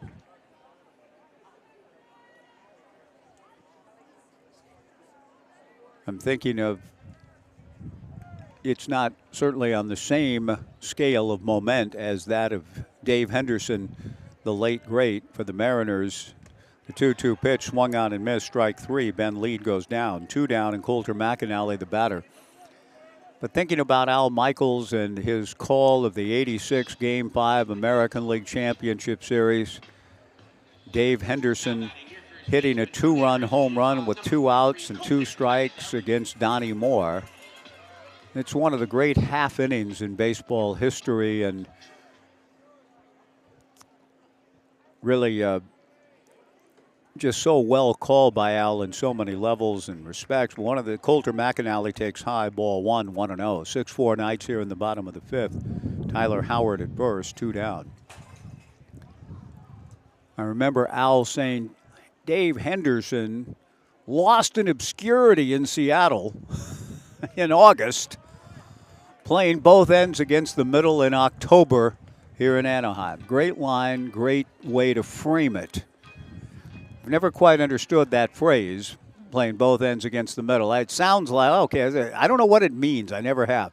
The 2-0 pitch, down and in, ball 3. Is that a gambler's term? I don't know what that means. I've never known it. Playing both ends again. Dave Henderson lost in obscurity in Seattle in August, playing both ends against the middle in October in Anaheim. Great line, whatever it may mean. The 3-0 pitch, down and in for ball 4 to Coulter McAnally. Tyler Howard into second. McAnally will head down to first, and Thomas Ferraggiaro will be the batter. And Thomas, the switch hitter, will have an opportunity to turn around and bat from the left side, because Chris Cota is going to bring a right-hander in here in just a moment, with the Knights leading 6-4, 2 on and 2 out in the bottom of the 5th. But just thinking about Ben Lead a month ago, he wasn't playing baseball at all and got a call. Now, I don't know if he was lost in obscurity and why. I don't know where he was, but he was working, just working a summer job, not playing ball, doing some weightlifting and getting stronger, but thought his baseball summer was over. And now playing both ends against the middle in Corvallis in August.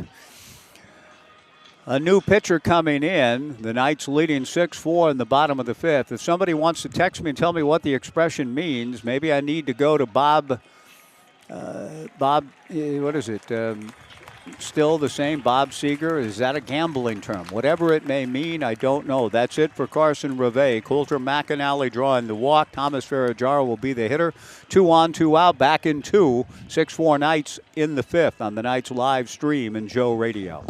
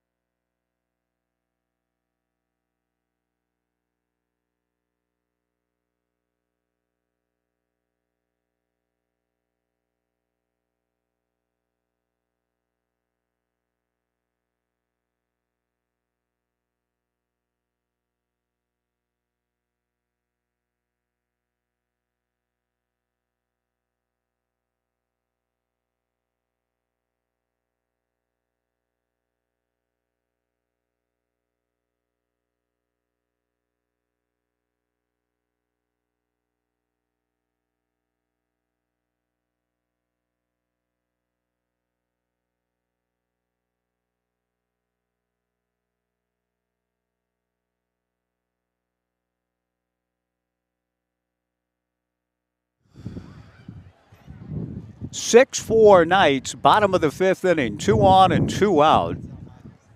Thomas Ferraggiaro, the switch hitter, stepping in against the right-hander Jake Geis. And Geis's first pitch misses high and away. Geis out of Loyola Marymount, 6'3", 215-pounder. The Knights trying to separate a little bit more. Geis delivers a fastball to the switch-hitting Ferraggiaro, turning around to bat from the left side. Thomas was 2 for 3 from the right side. Had an RBI single and scored a run last inning. Has the count his way 2-0 here. Tai Yukamoto on deck. 2 on, 2 out. 6-4 Knights, bottom of the fifth. Fastball in there for a strike to Thomas. 2-1 the count. Tyler Howard at second. Coulter McAnally at first. 2 balls and a strike. Jake Geis trying to keep the Knights from adding to the lead and keep his club very much alive in this one. 5 appearances during the regular season for Jake. 11 2/3, 12 hits, 5 walks, 9 strikeouts. A record of 2-0. He misses to run the count to 3-1. Ferraggiaro takes a strike, and the count is full. 3-2 to Thomas. With 2 down, the runners will take off on the pitch. On this cooling, breezy Sunday, the Knights trying to wrap up the West Coast League South Divisional Series. The runners go, the 3-2 pitch, low and inside to load them up. And Tai Yukamoto, the redoubtable, will come to the plate with the sacks full. Tai has been hit by a pitch, walked and scored, and struck out. 3 walks in the inning. And the Knights have one of the hottest hitters on their club with a chance to take advantage of those free passes. Yukamoto, a 2-run single last night in the comeback win. Watches the first one bounce beyond the catcher, Justin Stransky, to the backstop. Down the line to score on the wild pitch is Tyler Howard. The Knights lead it 7-4.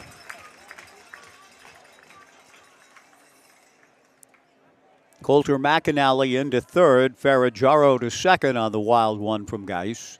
7-4 Knights, bottom of the fifth. Yukamoto trying to open it up even more right here. 1 ball and no strikes. The pitch to Ty, lifted foul down the left field line onto the Jack Riley concourse, and the count 1-1. I had several takers on the playing both ends against the middle quotation by Michaels referring to Hindu back in '86, but they all had to look it up. I'm still looking for somebody who could tell me what it means without having to look it up. Yukamoto, a one-hopper to the hole at short, backhanded by Nunez. The throw to first is not in time. A single for Ty Yukamoto. Coulter McAnally scores. The Knights lead at 8-4, and you knew you couldn't keep Ty down too long. A good play by Nunez, and he made it close out in shallow left field. But an RBI for Ty. 8-4 Knights. On the play, Ferragaro into third. Blake Wilson, the batter. Blake is 3 for 3 with 2 runs batted in. 8-4 Knights. 2 runs in the third, 4 last inning, 2 here in the fifth. And trying to continue to separate from this tough Ridgefield club.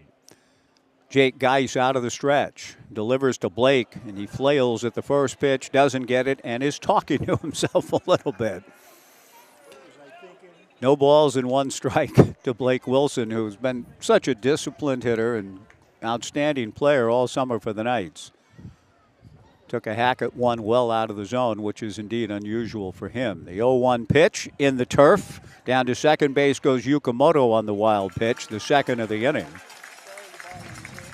And control issues have been the issue here in the inning for Ridgefield. 3 walks in the inning, 2 wild pitches. Now Blake Wilson looking for a 2-run single to really open it up for the Knights here in the fifth.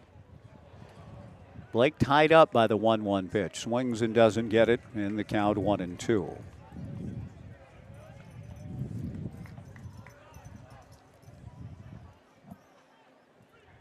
Runners at second and third and 2 down. The Knights have scored 2 more and lead at 8-4.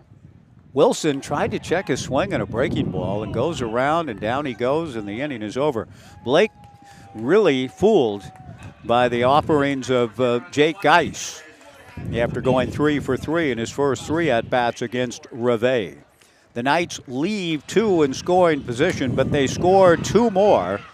We go to the 6th. It looks as though Sean Weiss is going to come out of the Knights bullpen and try to do his thing in keeping the Knights in command of this one. Indeed, here comes Sean in his 4th year with the Knights. So 2 4-year guys in game 2. The Knights trying to win the series. Caden Siegel, after a rough first inning, allowed just 1 run thereafter. And now it's Sean Weiss coming in. 8-4 Knights to the 6th. Back in 2 on the Knights live stream and Joe Radio.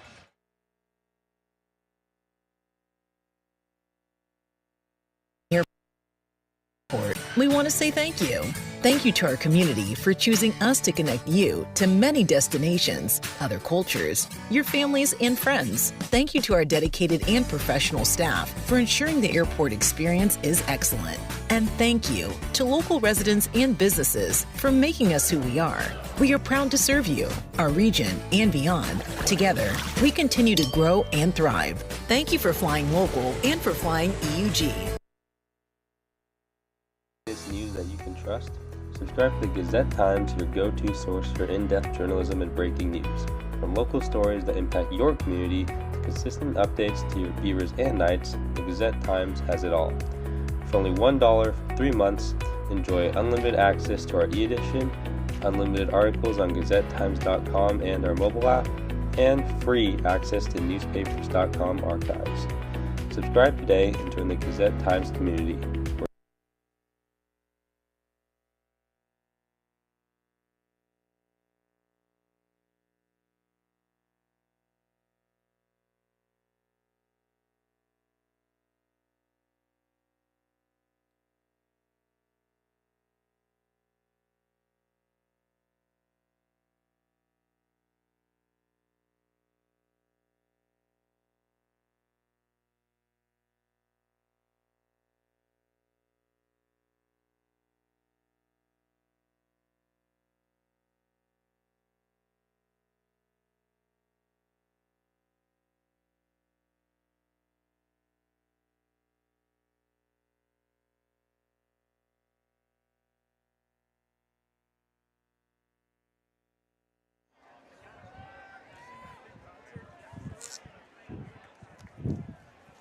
Top of the 6th inning at Goss Stadium at Coleman Field. 8-4 Knights. Sean Weiss to face Colby Wallace. Wallace shows bunt.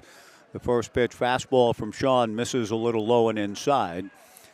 To the left-hand hitting designated hitter, Colby has popped to second and flied to center. The southpaw Sean Weiss from the stretch comes back with a 1-0 pitch, belted to right. The wind may push this back fair a la Bazana. It's deep and foul to right and gone. A home run, and the wind indeed pushed it fair. A home run for Colby Wallace, and it's now the Knights 8 and Ridgefield 5. So turnabout is fair play in the sense of the wind, which has certainly affected some baseballs tonight to the detriment of the Ridgefield Raptors. Here, Wallace got on a pitch and hooked it.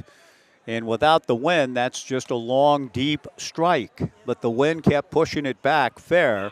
Travis Bazana had a home run like that in his record-setting season for the Oregon State Beavers this past spring. Wallace gets on a pitch and gets a little help from the elements. Sean Weiss now will try to bounce right back as Ridgefield pulls within 3 and tries to find the comeback trail in its own part. Wallace hit 3 homers during the season, and he hit that ball well. It wasn't just wind aided. He crushed it, but it was a foul most of the way. The strike one pitch taken a little bit low, and Dave Richardson back to his old tricks in terms of tightening up the zone. 1 ball and 1 strike the count. The pitch missing a little low to the switch hitting Luke Iverson, who hit a 3-run home run from the left side back in the first. Luke swings and fouls one back, and the count 1-2. 8-5 Knights, top of the 6th inning, the second home run of the game for the Ridgefield Raptors. A 3-run blast, well struck by Iverson in the first. Check swing on the 1-2 pitch, misses a little bit down and away. Ball 2, 2-2 to Luke Iverson. Safea Mawai on deck. 8-5 Knights in the 6th. Sean Weiss from the stretch. The 2-2 pitch taken low and away. Ball 3, 3-2. Sean joined the club late after a pretty deep postseason run with Arizona Christian. 9 appearances, 22 1/3 innings, 26 hits. The 3-2 pitch high and away for ball 4. So a little bit of a unusual start for Sean, giving up a home run for one thing, and then coming back after jumping ahead 1-2 and issuing a walk to Luke Iverson. Safea Mawai, the batter. Sean in 22 1/3 with 26 hits. The pitch to Mawai hit foul to the left and out of play. Sean went 4-0 in his 9 appearances. He worked 22 1/3, an earned run average of 2.01. No balls and a strike to Safea Mawai. Luke Iverson at first, nobody out. The strike one pitch, a chopper to McAnally. He will go to Yukamoto for 1. On to first, double play. Now Mawai's arguing he never left the box and is saying that should have been a foul ball. Mawai never left the box on the ground ball to McAnally. The Knights played on. There was no signal about a foul ball or not. Mawai never ran, but he never heard foul ball either. Chris Cota is going to convince the home plate umpire David Richardson to have a conversation with his partners Jim Courtney and Shane Kelly. As it stands now, it's a double play ball, 3-6-3. Mawai never left the box. He lingered just outside of it after the swing. And the double play stays in the books, and Mawai very upset. And in that sense, Safea, who's really barking, is arguing vehemently that he said, hey, that ball went off my foot, and that's why I didn't run, and you guys have just given 2 free outs to the Knights as a result. A 3-6-3 double play ball. And Julian Nunez will be the hitter. I empathize in a sense with Safea in that you lose the force of argument if you run. But if you don't hear foul ball, at some point you got to run. Cut your losses and say, well, I hope this comes out in the wash, but I'll run. But he never did hear foul ball called, never left the box, and the 3-6-3 double play stays in the books. Julian Nunez, a fly ball to left. Brandon Cabrera is there to make the catch and retire the side. A leadoff home run for Colby Wallace, getting a little bit of help from the strong wind blowing across from right to left, but he hit it well, and the Raptors do get a little bit closer as they try to find the comeback trail tonight, and an elimination game for Ridgefield. The Raptors pick up a run on the homer by Wallace. We go to the bottom of the sixth. The Knights 8 and Ridgefield 5 back in 90 on the Knights live stream and Joe Radio.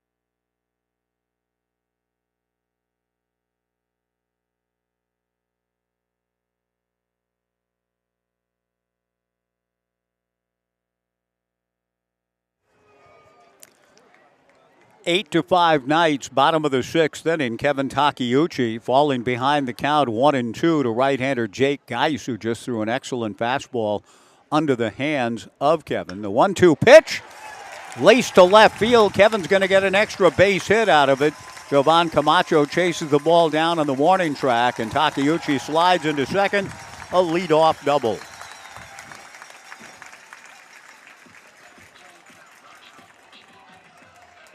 Good piece of hitting by Kevin Takeuchi. Kevin had one of the more significant swings of the ball game. Two of them, actually. 3 runs batted in for Kevin. A sacrifice fly to the second baseman in shallow center in the third inning.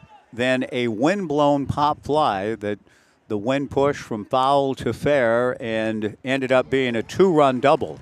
A bunt down by Cabrera. Good bunt by Brandon. A sacrifice fielded by Jake Geis. Into third base goes Kevin Takeuchi. Cabrera with the sacrifice 1-3. The Knights leading 8-5, but trying to get that run back. And Brooke Knight asking Cabrera to bunt to move Kevin to third. And Kaysen Consarina, the batter. Chris Cota instructs his infielders to play in on the edge of the green here. The pitch is in the turf, backhanded by Justin Stransky. 1 ball and no strikes the count. 8-5 Knights, bottom of the sixth inning in the cool of the evening on this 11th of August. The 1-0 pitch on the way, good breaking ball in there for a strike, and the count 1-1.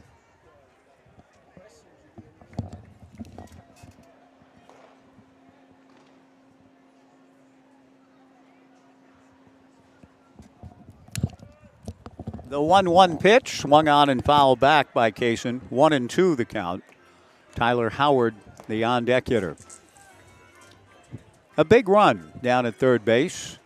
In that, Ridgefield, a little pick-me-up with its home run. The Knights trying to get that run right back right here. The 1-2 fastball just outside, ball 2. 2-2 to Kaysen, who was grounded to third, bunted out, and struck out.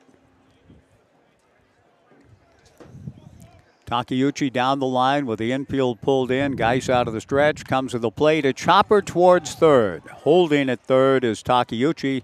The throw to first in time to get Conserina. 2 down. And Tyler Howard will be the hitter. Tyler has grounded to short, and each of the last 2 innings has been a catalyst to a night's productive frame. He singled to right to open up the 4-run 4th inning. And now he lines one into right field here. Base hit. Down the line to score, Kevin Takeuchi. The Knights re-up the lead to 4 runs at 9-5. Tyler Howard having a heck of a ball game.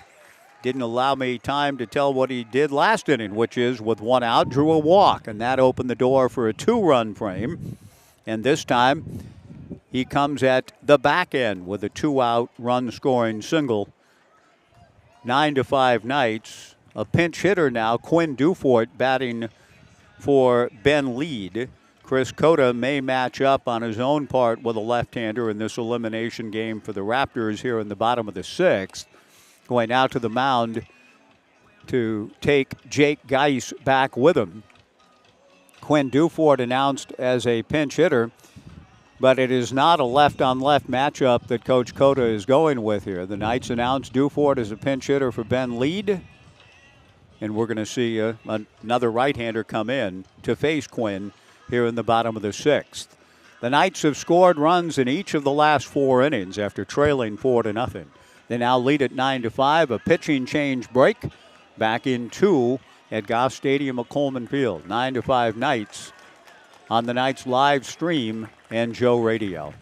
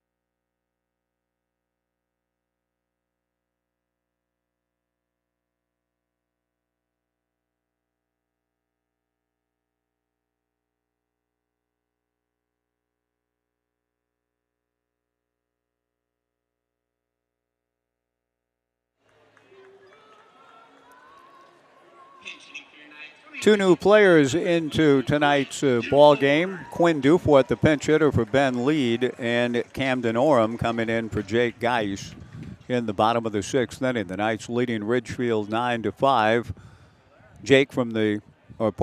Camden from the stretch and delivers low to Quinn. Ball 1, 1-0. Camden Orem pitching for Dan Spencer at Linfield. The 1-0 pitch, low and inside, ball 2, 2-0. Had the pleasure of hanging out with Spence yesterday for a little while out at Evergreen High School in Vancouver before heading over to the Rourke. 2 balls and no strikes, the count. The pitch to the pinch hitter Dufort in there for a strike, and the count 2-1.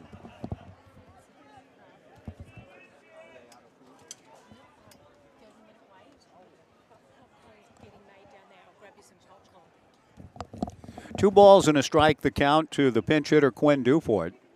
Off speed, a check swing tapper. Foul back of the plate. 2-2 the count. Camden, 9 appearances this summer, 19 2/3, 14 hits. Good control for Camden, just 2 walks. Bill Fisher-esque in his 19 2/3, George Kirby has. 2 walks, 17 strikeouts, a record of 2-1, an earned run average of 2.28. The 2-2 pitch just missed. Oram started to walk off the mound wondering where the pitch was, asking by his hand, was it up? Certainly wasn't away, according to Camden. The count goes full to 3-2. Tyler Howard will take off on the pitch. Oram, with Howard going, delivers. The 3-2 pitch is strike 3 called, and the inning is over. Dufort didn't think it was a strike. Camden Oram thought the previous pitch was a strike. I can hear a little bit of Ricky Nelson in the background. Can't please everyone, so you got to please yourself. The doctrine that Ricky Nelson and Garden Party settled on in 1972. I don't know if that pleased Dave Richardson or not, though. The Knights do get a run in the 6th. We go to the 7th. The Knights 9, Ridgefield 5, back in 90 on the Knights live stream and Joe Radio.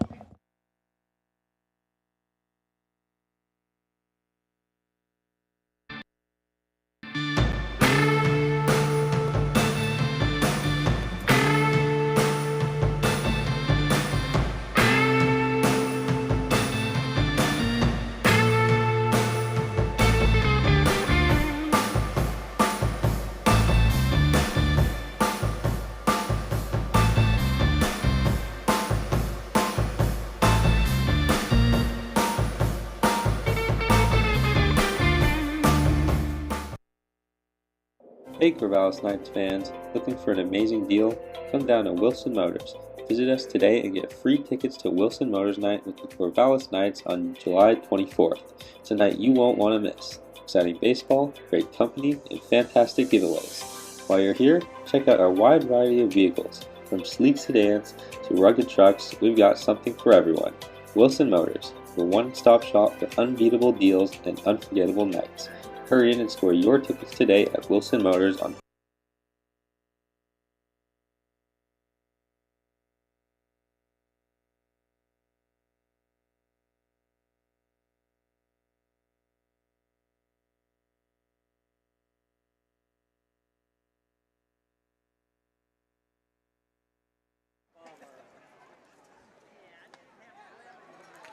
Through 6 innings at Goss Stadium at Coleman Field, the Corvallis Knights 9 runs, 10 hits, and 1 error. Ridgefield 5 runs, 7 hits, and 1 error.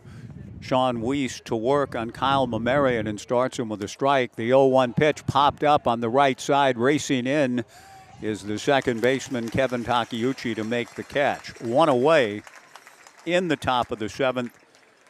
Jovan Camacho will be the hitter. Jovan is fly to center and popped out to Thomas Ferragaro at third.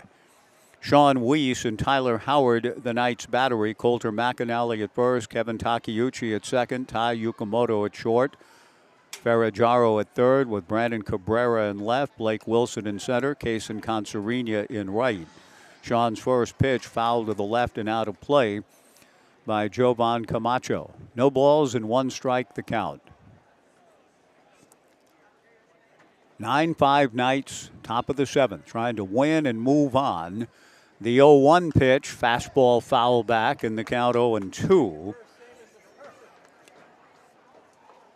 If the Knights do prevail tonight, it appears almost certainly as though they would play Portland here Wednesday for the South Division Championship. The strike 2 pitch rolled foul. Still a lot of work to do here in the 7th. Leading 9-5, but the Pickles are all over the Bend Elks tonight up at Walker Stadium at Lentz Park after winning last night in Bend in Game 1, 7-2. The strike two pitch is slapped down the left field line for a base hit. Nice piece of hitting by Jovan Camacho. Brandon Cabrera gets to the ball in a hurry and fires a strike back in to Kevin Takeuchi, holding Camacho to a long single. Nicely played by Cabrera. Taylor Takata will be the hitter. Takata has walked and scored, popped to short, and grounded to first. The switch hitting Takata at the plate. Nicely done by Camacho, taking a pitch to the opposite field, down in the count. Sean Weiss delivers a comebacker. Sean will field and go to first for the out. Good play on his part. On the play, Camacho goes to second. 2 down. Desan Harris, the batter, 9-5 Knights in the 7th.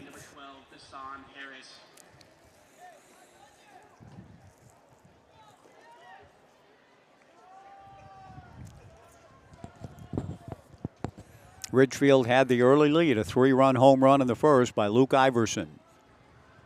Desan Harris tripled in the third and scored. 4-0 Raptors. Desan now looking for an RBI. The left-hand swinger over the top of the first pitch from Weiss. No balls and 1 strike to Sean.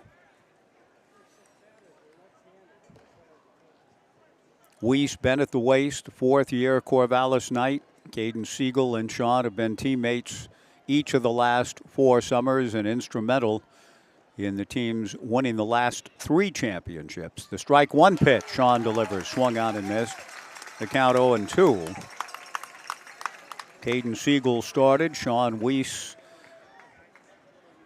here in the middle innings now. Gave up a home run upon entering the game last inning. Kind of a wind-blown affair, but well struck. Now trying to put up a 0 here in the 7th. The strike 2 pitch to Harris, hooked down the right field line towards Casey corner, foul, and well out of the reach of Consarini. The count remains no balls and 2 strikes with 2 outs here in the top of the 7th inning.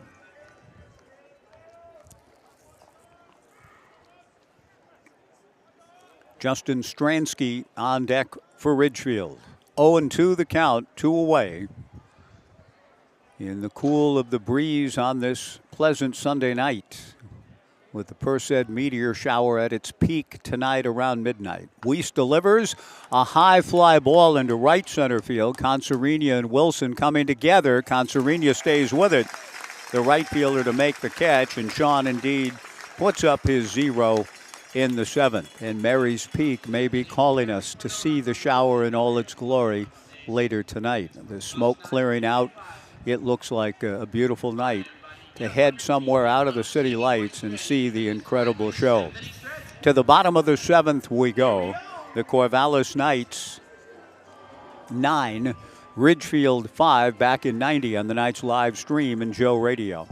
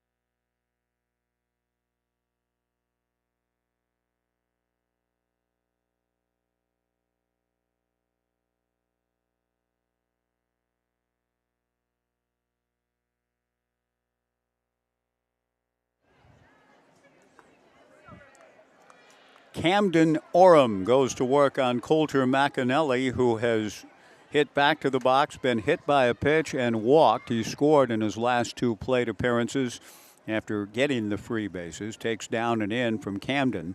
The 1-0 pitch from the strike thrower.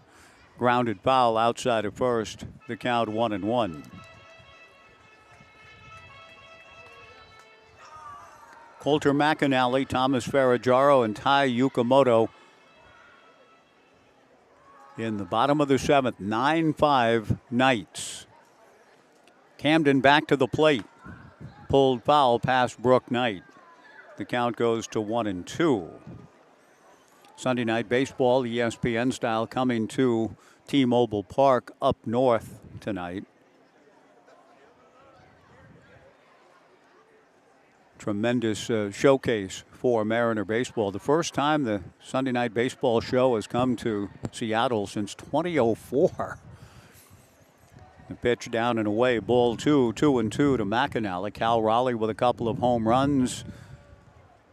Jorge Polanco, I think, hit one early, and the Mariners, with some say, David Cohn himself said in a pregame interview, the best pitching in baseball.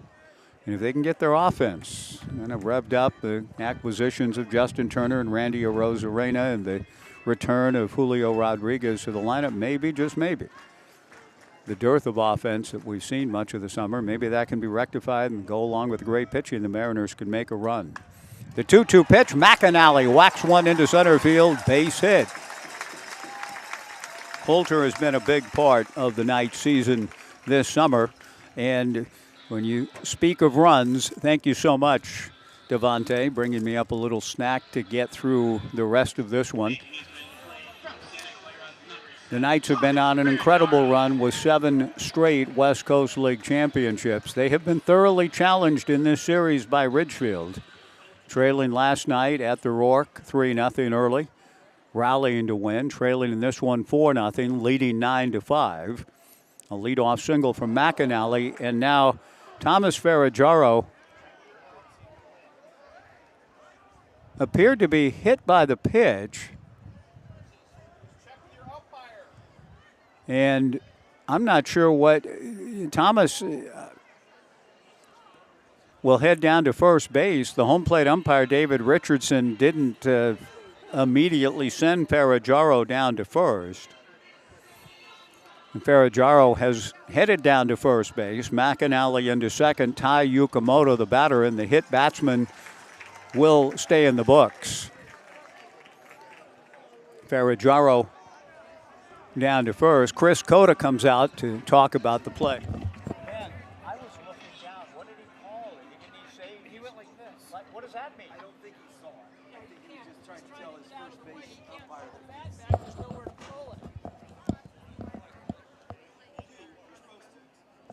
Now, Chris Cota has come out and is asking if Ferraggiaro may have attempted to swing at the pitch. He was jumping out of the way of the pitch and was struck by the pitch.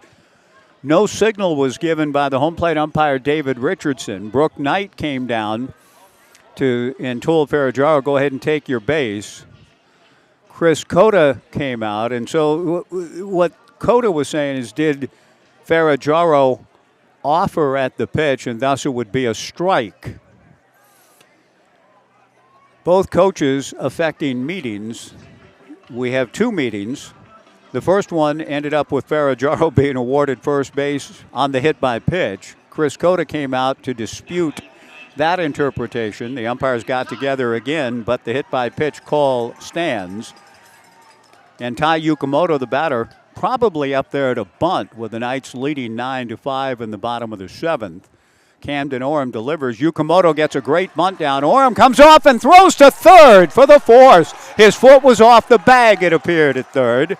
Nice play by Orem. Boy, he's a good athlete. Brooke Knight is arguing that the throw to Mamarian pulled Kyle into foul territory and off the bag. And the base umpire, in this case Shane Kelly, calls the runner out from an angle where he couldn't see the foot off the bag in foul territory. Now, it's possible Mamarian was able to maintain some contact with the bag. And we'll have a meeting now with the umpires again. 3 meetings in the inning. Now, they only allow, a certain number of visits to the coaches during games. Maybe they only get 2. This is now their 3rd for the umpires to get together and talk about it. I think the out's going to stand, and I think it may be the right call. No, and now the call is safe at 3rd, and Chris Cota is going to come out and argue that. Great play by Camden Orem. I mean, just a fantastic play because Yukamoto put a good bunt down. Camden came off and with all the purpose in the world, fielded the bunt and fired a quick throw to Mamarian, and the throw was slightly off the bag. Mamarian is not disputing the call in any way, shape, or form. Chris Cota did somewhat, but Mamarian's foot did come off the bag, and he tried to get back on the bag in time and was not able to. And Yukamoto is aboard in what will go as a bunt single to load the bases with nobody out. Yukamoto was up there ostensibly to sacrifice. He put the bunt in a good spot. Orem made a sensational play to get to it and give himself a chance to get the lead runner. But the throw pulling Mamarian slightly off into foul territory. Blake Wilson, the batter. The first pitch to Blake is low and in, ball 1, 1-0. Wilson has singled, doubled homer run, singled homer run, and struck out. With the Knights leading 9-5 in the 7th, has a chance to really bust this thing wide open. Wilson awaits the 1-0 pitch, swings and doesn't get it in the count 1-1. Camden Orem facing Blake Wilson here. Blake was really befuddled by the offerings from Jake Geis in the 5th in striking out. Hoping now for something better against Orem. He takes low, ball 2, 2-1. Bases loaded, nobody out. 9-5 Knights in the bottom of the 7th. Coulter McAnally at 3rd. Thomas Ferraggiaro at 2nd. Tai Yukamoto at 1st. The infield in at the edge of the green. The pitch to Blake in there for a strike. That evens the count at 2-2. Kevin Takeuchi on deck. Ridgefield playing for its playoff life now. Needs to cut the run down at the plate, hence the infield in with the count of 2-2 to Blake Wilson. He whacks one by the diving Taylor Takata into right center field, base hit. McAnally scores, Ferraggiaro right behind him, and Blake Wilson having himself a night. A 2-run single. The Knights lead it 11-5. 4 RBIs on the night for Blake Wilson. And the Knights have indeed opened it up.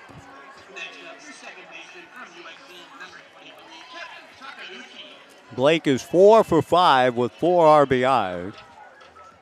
Tai Yukamoto going to 3rd on the play. And Kevin Takeuchi, the hitter. Kevin with 3 runs batted in. The sacrifice fly and the wind-blown base hit to right in the 4th. 11-5 Knights in the 7th. Camden Orem to the plate. Fastball for a strike. 0-1 the count.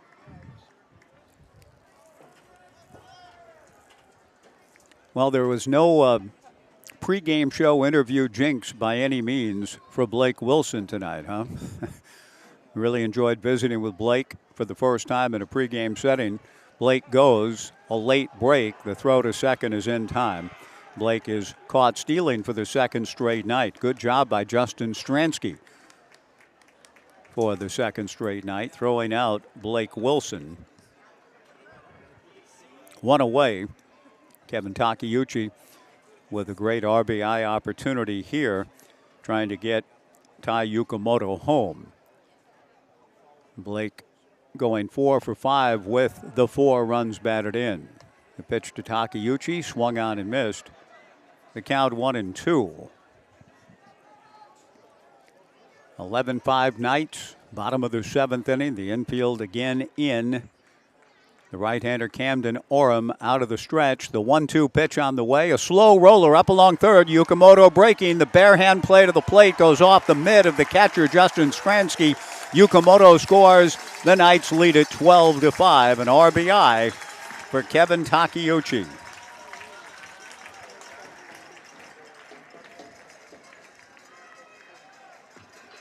The Knights have indeed busted things wide open, 6 outs away from moving on in the playoffs in their bid for an 8th consecutive championship. Brandon Cabrera, the batter. Kevin Takeuchi aboard on the fielder's choice and the run batted in. Brandon Cabrera has struck out, flied to left, hit back to the box, and sacrificed. He takes down and away, ball 1, 1-0.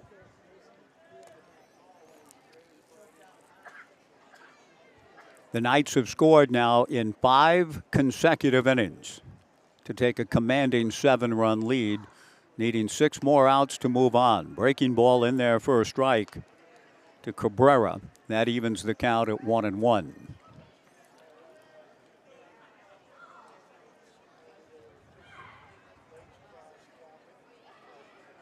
Camden out of the stretch. The right-hander's 1-1 pitch. Fastball down and away. Ball 2, 2-1. If the Knights hang on and get this done, the next game is slated for Wednesday night right here at Goss Stadium at Coleman Field for the West Coast League South Divisional Championship. Breaking ball in there for a strike from Camden Orem. That evens the count at 2-2. And if the Knights would win that, then the championship game against the team from the north would come to Corvallis, and that would be Friday night. 2-2 the count. Takeuchi gets his lead from first. Orem's breaking ball misses down and away. Ball 3, 3-2.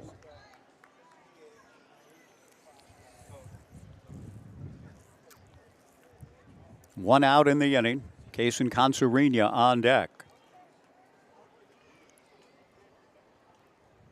3-2 the count to Brandon Cabrera. There goes Takeuchi. The pitch is a little too hopper to short. Nunez fields and throws to first. Not in time. A base hit.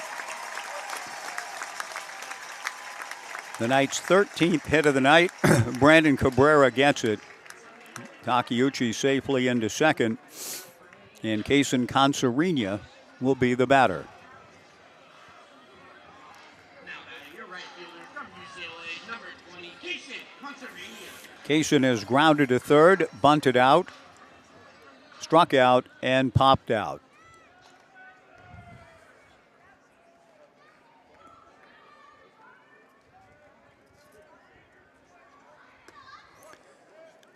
First pitch is swung on and missed. 0-1 the count.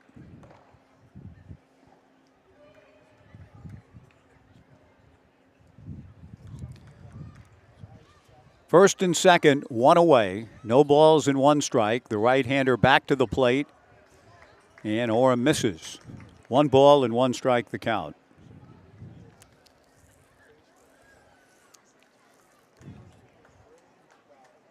Kevin Takeuchi at second. Brandon Cabrera at first. 12 runs and 13 hits for the Knights. And a 14th hit is coming off the bat of Consorina. Stopping at third base, Kevin Takeuchi. The bases are loaded with 1 out, and Tyler Howard will be the batter.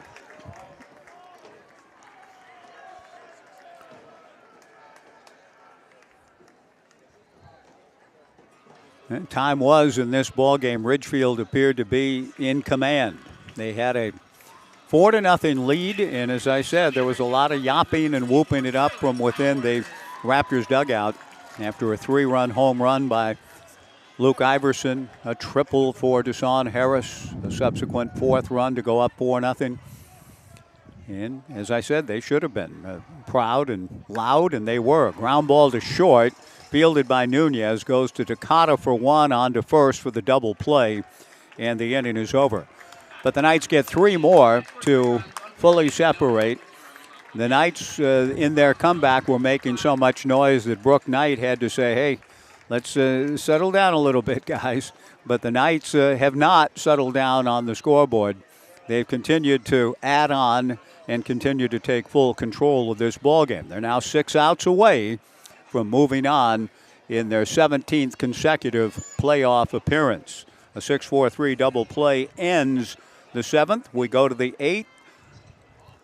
The Knights in command, 12-5. Back after this on the Knights live stream and Joe Radio.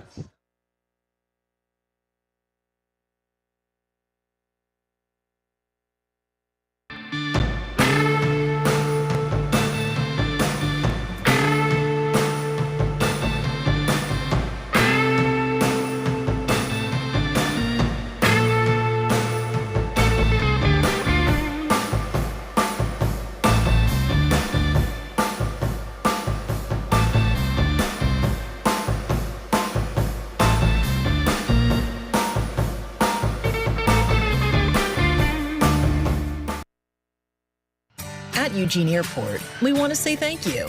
Thank you to our community for choosing us to connect you to many destinations, other cultures, your families, and friends. Thank you to our dedicated and professional staff for ensuring the airport experience is excellent. And thank you to local residents and businesses for making us who we are. We are proud to serve you, our region, and beyond. Together, we continue to grow and thrive. Thank you for flying local and for flying EUG. –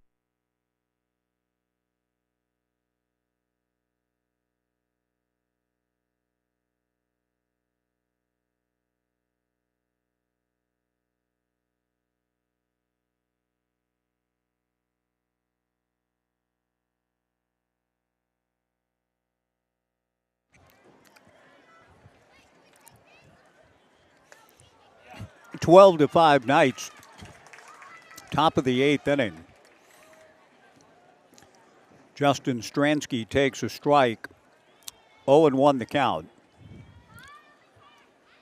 Sean Weiss back to the plate. The strike one pitch is fouled at the plate.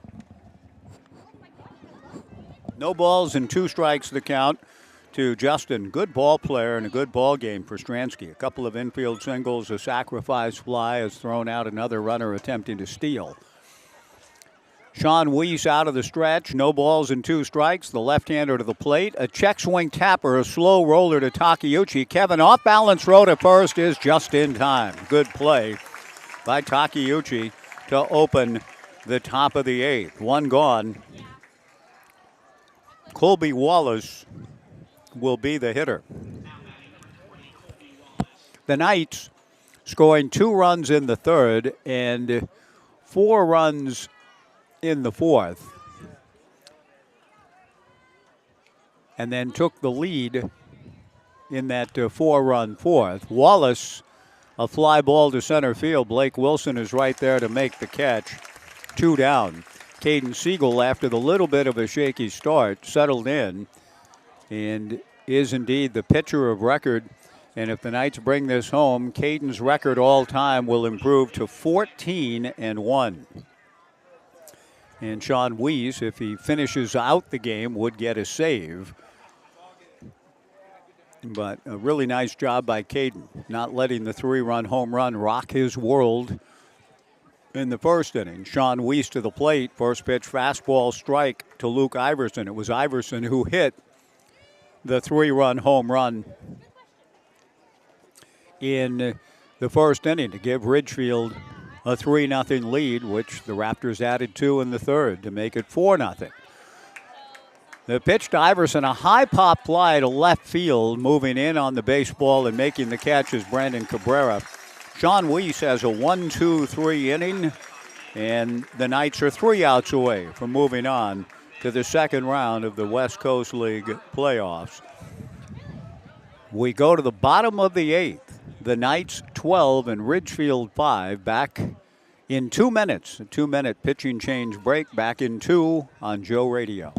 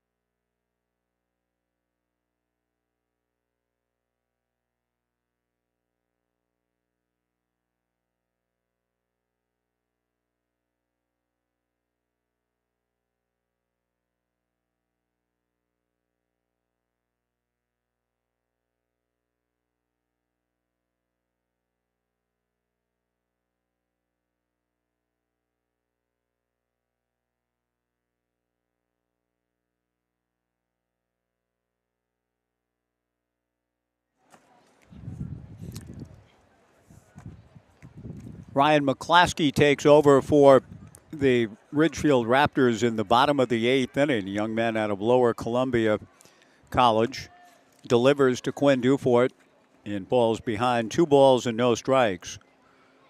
Quinn struck out in his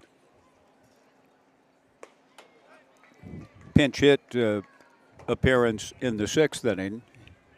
He takes ball 3, 3-0. The Knights 12, Ridgefield 5. Bottom of the 8th inning. The 3-0 pitch to Dufort, taken low and away. Ball 4.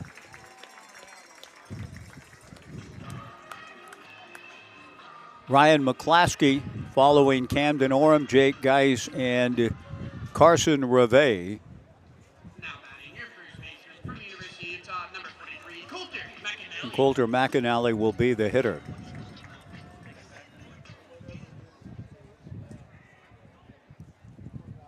"12-5 Knights, bottom of the 8th inning. McAnally takes a strike, 0-1 the count.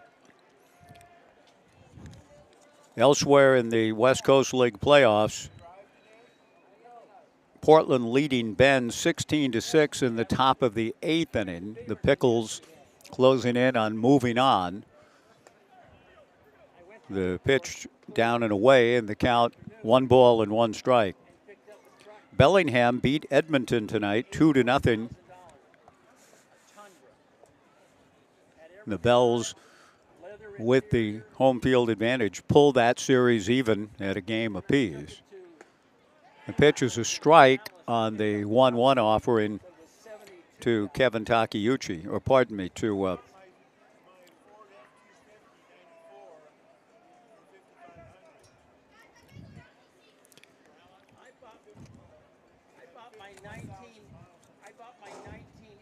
Coulter McAnally with a count of 1 ball and 2 strikes. A short lead at first for Dufort. McAnally cues 1 foul up along first. 1-2 to Coulter. Wenatchee beat Victoria 8-1 in the great Wenatchee Valley to even that series at a game apiece. Portland appears poised to move on, as do the Knights. 3 outs away. 1 ball and 2 strikes, and the pitch is taken by Coulter. Strike 3 called. 1 away. Ryan McClaskey striking out Coulter. Thomas Ferraggiaro making his way to the plate. Thomas has popped out, doubled to left, scored a run, singled to left, ended up scoring a run, walked, hit by a pitch, and scored a run. Out of the stretch works Ryan McClaskey. And comes to Ferraggiaro. Thomas swings and fouls it straight back. The attendance tonight, 1,125. 11:25 in the ballpark tonight. Hope to see more of you on Wednesday, should indeed the Knights advance, and it appears a pretty good bet that they will. Up 7 runs, 3 outs away. Dufort gets his lead from first. The pitch to Ferraggiaro misses down and away. 1-1 the count. Most likely against the Portland Pickles Wednesday night here at 6:35 to settle the South Division Championship, with the victor to play in the championship game on Friday. The 1-1 pitch to Ferraggiaro misses high, ball 2, 2-1. 12 runs, 14 hits, and an error for the Knights. 5 runs, 8 hits, 1 error for Ridgefield. McClaskey back to the plate. A line drive to deep left field. Camacho going back, has a play, and makes the catch. Good read by Jovan. Well struck, but for an out. 2 down here in the bottom of the 8th. Tai Yukamoto will come to the plate. Ty has been hit by a pitch, walked, struck out, had an infield single for an RBI, and a bunt single. The Knights 2 runs in the 3rd, 4 in the 4th, 2 in the 5th, 1 in the 6th, 3 in the 7th. 2 outs, Quinn Dufort at first here in the bottom of the 8th. Yukamoto takes low and away, ball one, 1-0.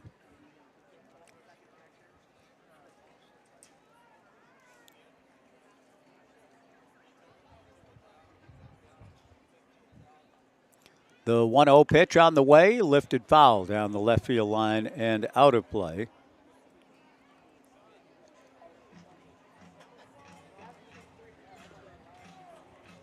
One ball and one strike to Tai Yukamoto.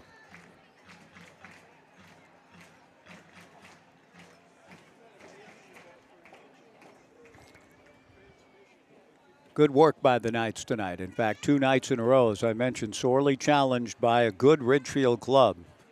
Falling behind in both games. Yukamoto's hit by a pitch again.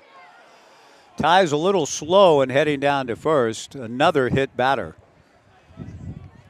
Yukamoto drilled in, it looked to be lower back or maybe a little bit lower than that. Ty heads down to first, bringing Blake Wilson to the plate.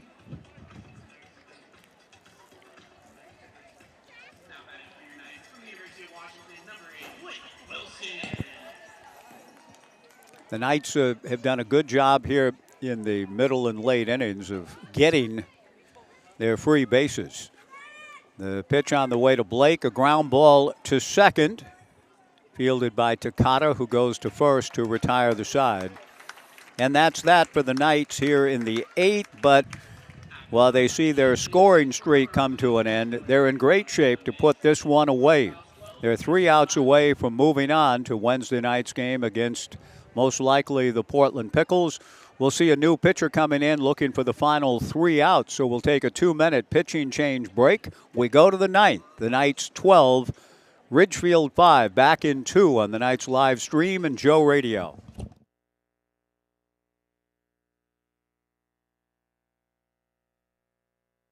News that you can trust. Subscribe to the Gazette-Times, your go-to source for in-depth journalism and breaking news. From local stories that impact your community to consistent updates to your Beavers and Knights, the Gazette-Times has it all. For only $1 for 3 months, enjoy unlimited access to our e-edition, unlimited articles on GazetteTimes.com and our mobile app, and free access to newspapers.com archives. Subscribe today and join the Gazette-Times community. Knights fans, looking for an amazing deal? Come down to Wilson Motors. Visit us today and get free tickets to Wilson Motors Night with the Corvallis Knights on July 24th. It's a night you won't want to miss. Exciting baseball, great company, and fantastic giveaways. While you're here, check out our wide variety of vehicles. From sleek sedans to rugged trucks, we've got something for everyone. Wilson Motors, your one-stop shop for unbeatable deals and unforgettable nights. Hurry in and score your tickets today at Wilson Motors on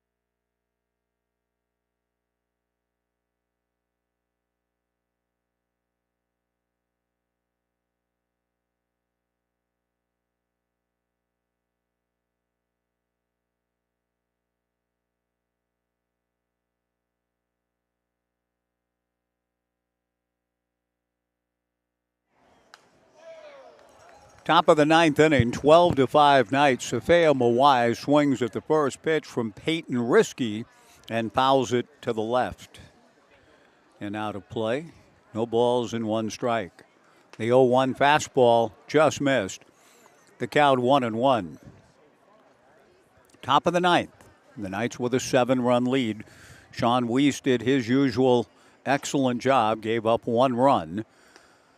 Risky delivers low and inside, ball 2, 2-1 to Safea Mawai. Julian Nunez on deck with Kyle Mamarian to follow.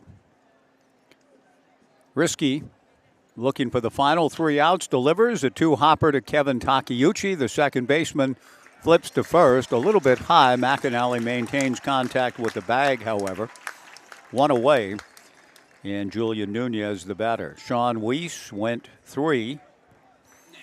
Caden Siegel 5, and Caden in line for the win to go to 14-1 all time in his sterling career with the Corvallis Knights. Julian Nunez the batter, 1 out, nobody on. The pitch, breaking ball from Risky, swung on and missed. No balls and 1 strike the count.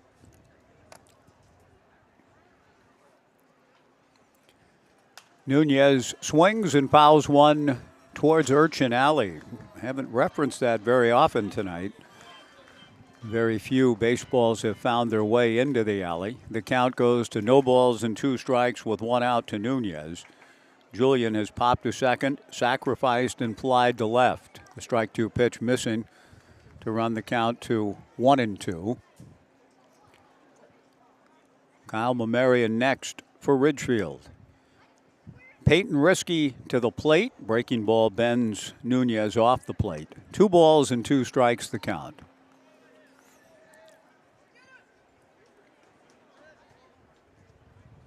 12 runs, 14 hits, 1 error for the Knights. The 1-2 fastball swung on and missed. Strike 3, 2 down. The Knights are an out away from sweeping the Ridgefield Raptors in 2 in the best 2 out of 3 divisional series. And we'll get ready to host, almost certainly, the Portland Pickles here Wednesday night. Mamarian takes a breaking ball down and away, ball 1. 2 outs, nobody on, top of the 9th, 12-5 Knights as the bid for 8 continues. The 1-0 fastball in there for a strike, and the count 1-1.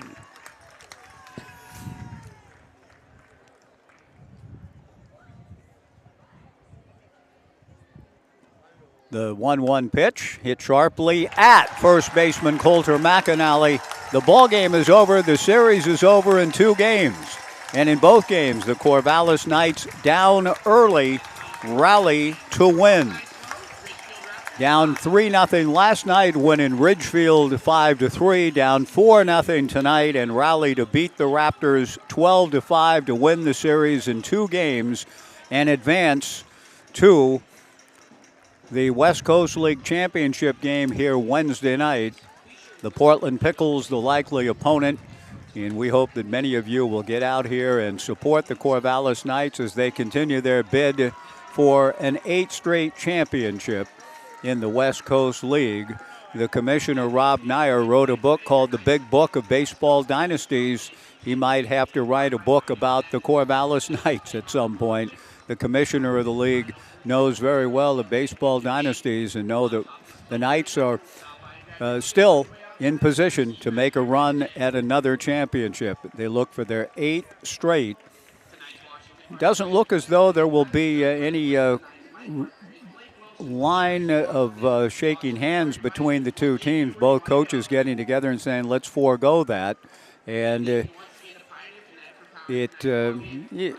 that's a little bit surprising, but there was a lot of chirping and chippiness going on from both dugouts. Brooke Knight had to put a little, I thought at one point, said, hey, that's enough, guys, over here. And Chris Cota and Brooke get together, and I saw Brooke kind of put the palms down sign as if to say, nah, we'll just forego that. But it was a competitive series. The final score tonight not indicative of how tough of a fight it was for the Knights to take control of this one. 12 runs, 14 hits, and an error for the Knights. 5 runs, 8 hits, and an error for Ridgefield. The Knights had to work hard to get both of these, but they do get them both.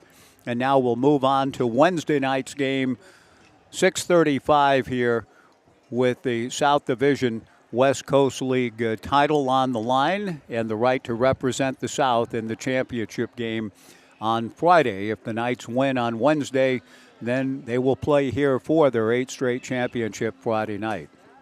But that's all still to come. The Knights have played their way into Wednesday night, and we hope that you'll be here to support the Knights in their bid. A good ball game tonight for Caden Siegel after a rough start, giving up the 3-run homer in the first. He allowed just 1 run thereafter, and then Sean Weiss with 3 innings, allowing just 1 run Peyton Risky finishes up with a strong inning. And the Knights get 4 RBIs and 4 hits from Blake Wilson, our Washington Park Advisors player of the game. Thomas Ferraggiaro ended up scoring 3 runs. Tai Yukamoto scored 2 and had a run batted in. Kevin Takeuchi with a sacrifice fly to the second baseman and a windblown 2-run single. 3 more RBIs for the Knights' RBI leader. Tyler Howard had a very good ball game as a catalyst down in the bottom of the order. Tyler with 2 base hits, an RBI, and scored 2 runs. Coulter McAnally scored 2. The Knights getting production up and down the lineup and win to advance Wednesday night to the South Division Championship game powered by Pioneer Connect here at 6:35. That's going to do it for us here tonight. Want to thank all of you for joining us. For Andrew Roderick, Brian Thomas, Evan Bach, Sawyer Gowan, Brooks Hatch, and Glenda Curry, this is Mike Parker thanking you for joining us at Goss Stadium at Coleman Field, where the Knights move on in the playoffs before 1,125. Again, our final score, the Knights 12, Ridgefield 5. We'll see you Wednesday night back here at the ballpark and on the Knights live stream and Joe Radio. So long, everybody.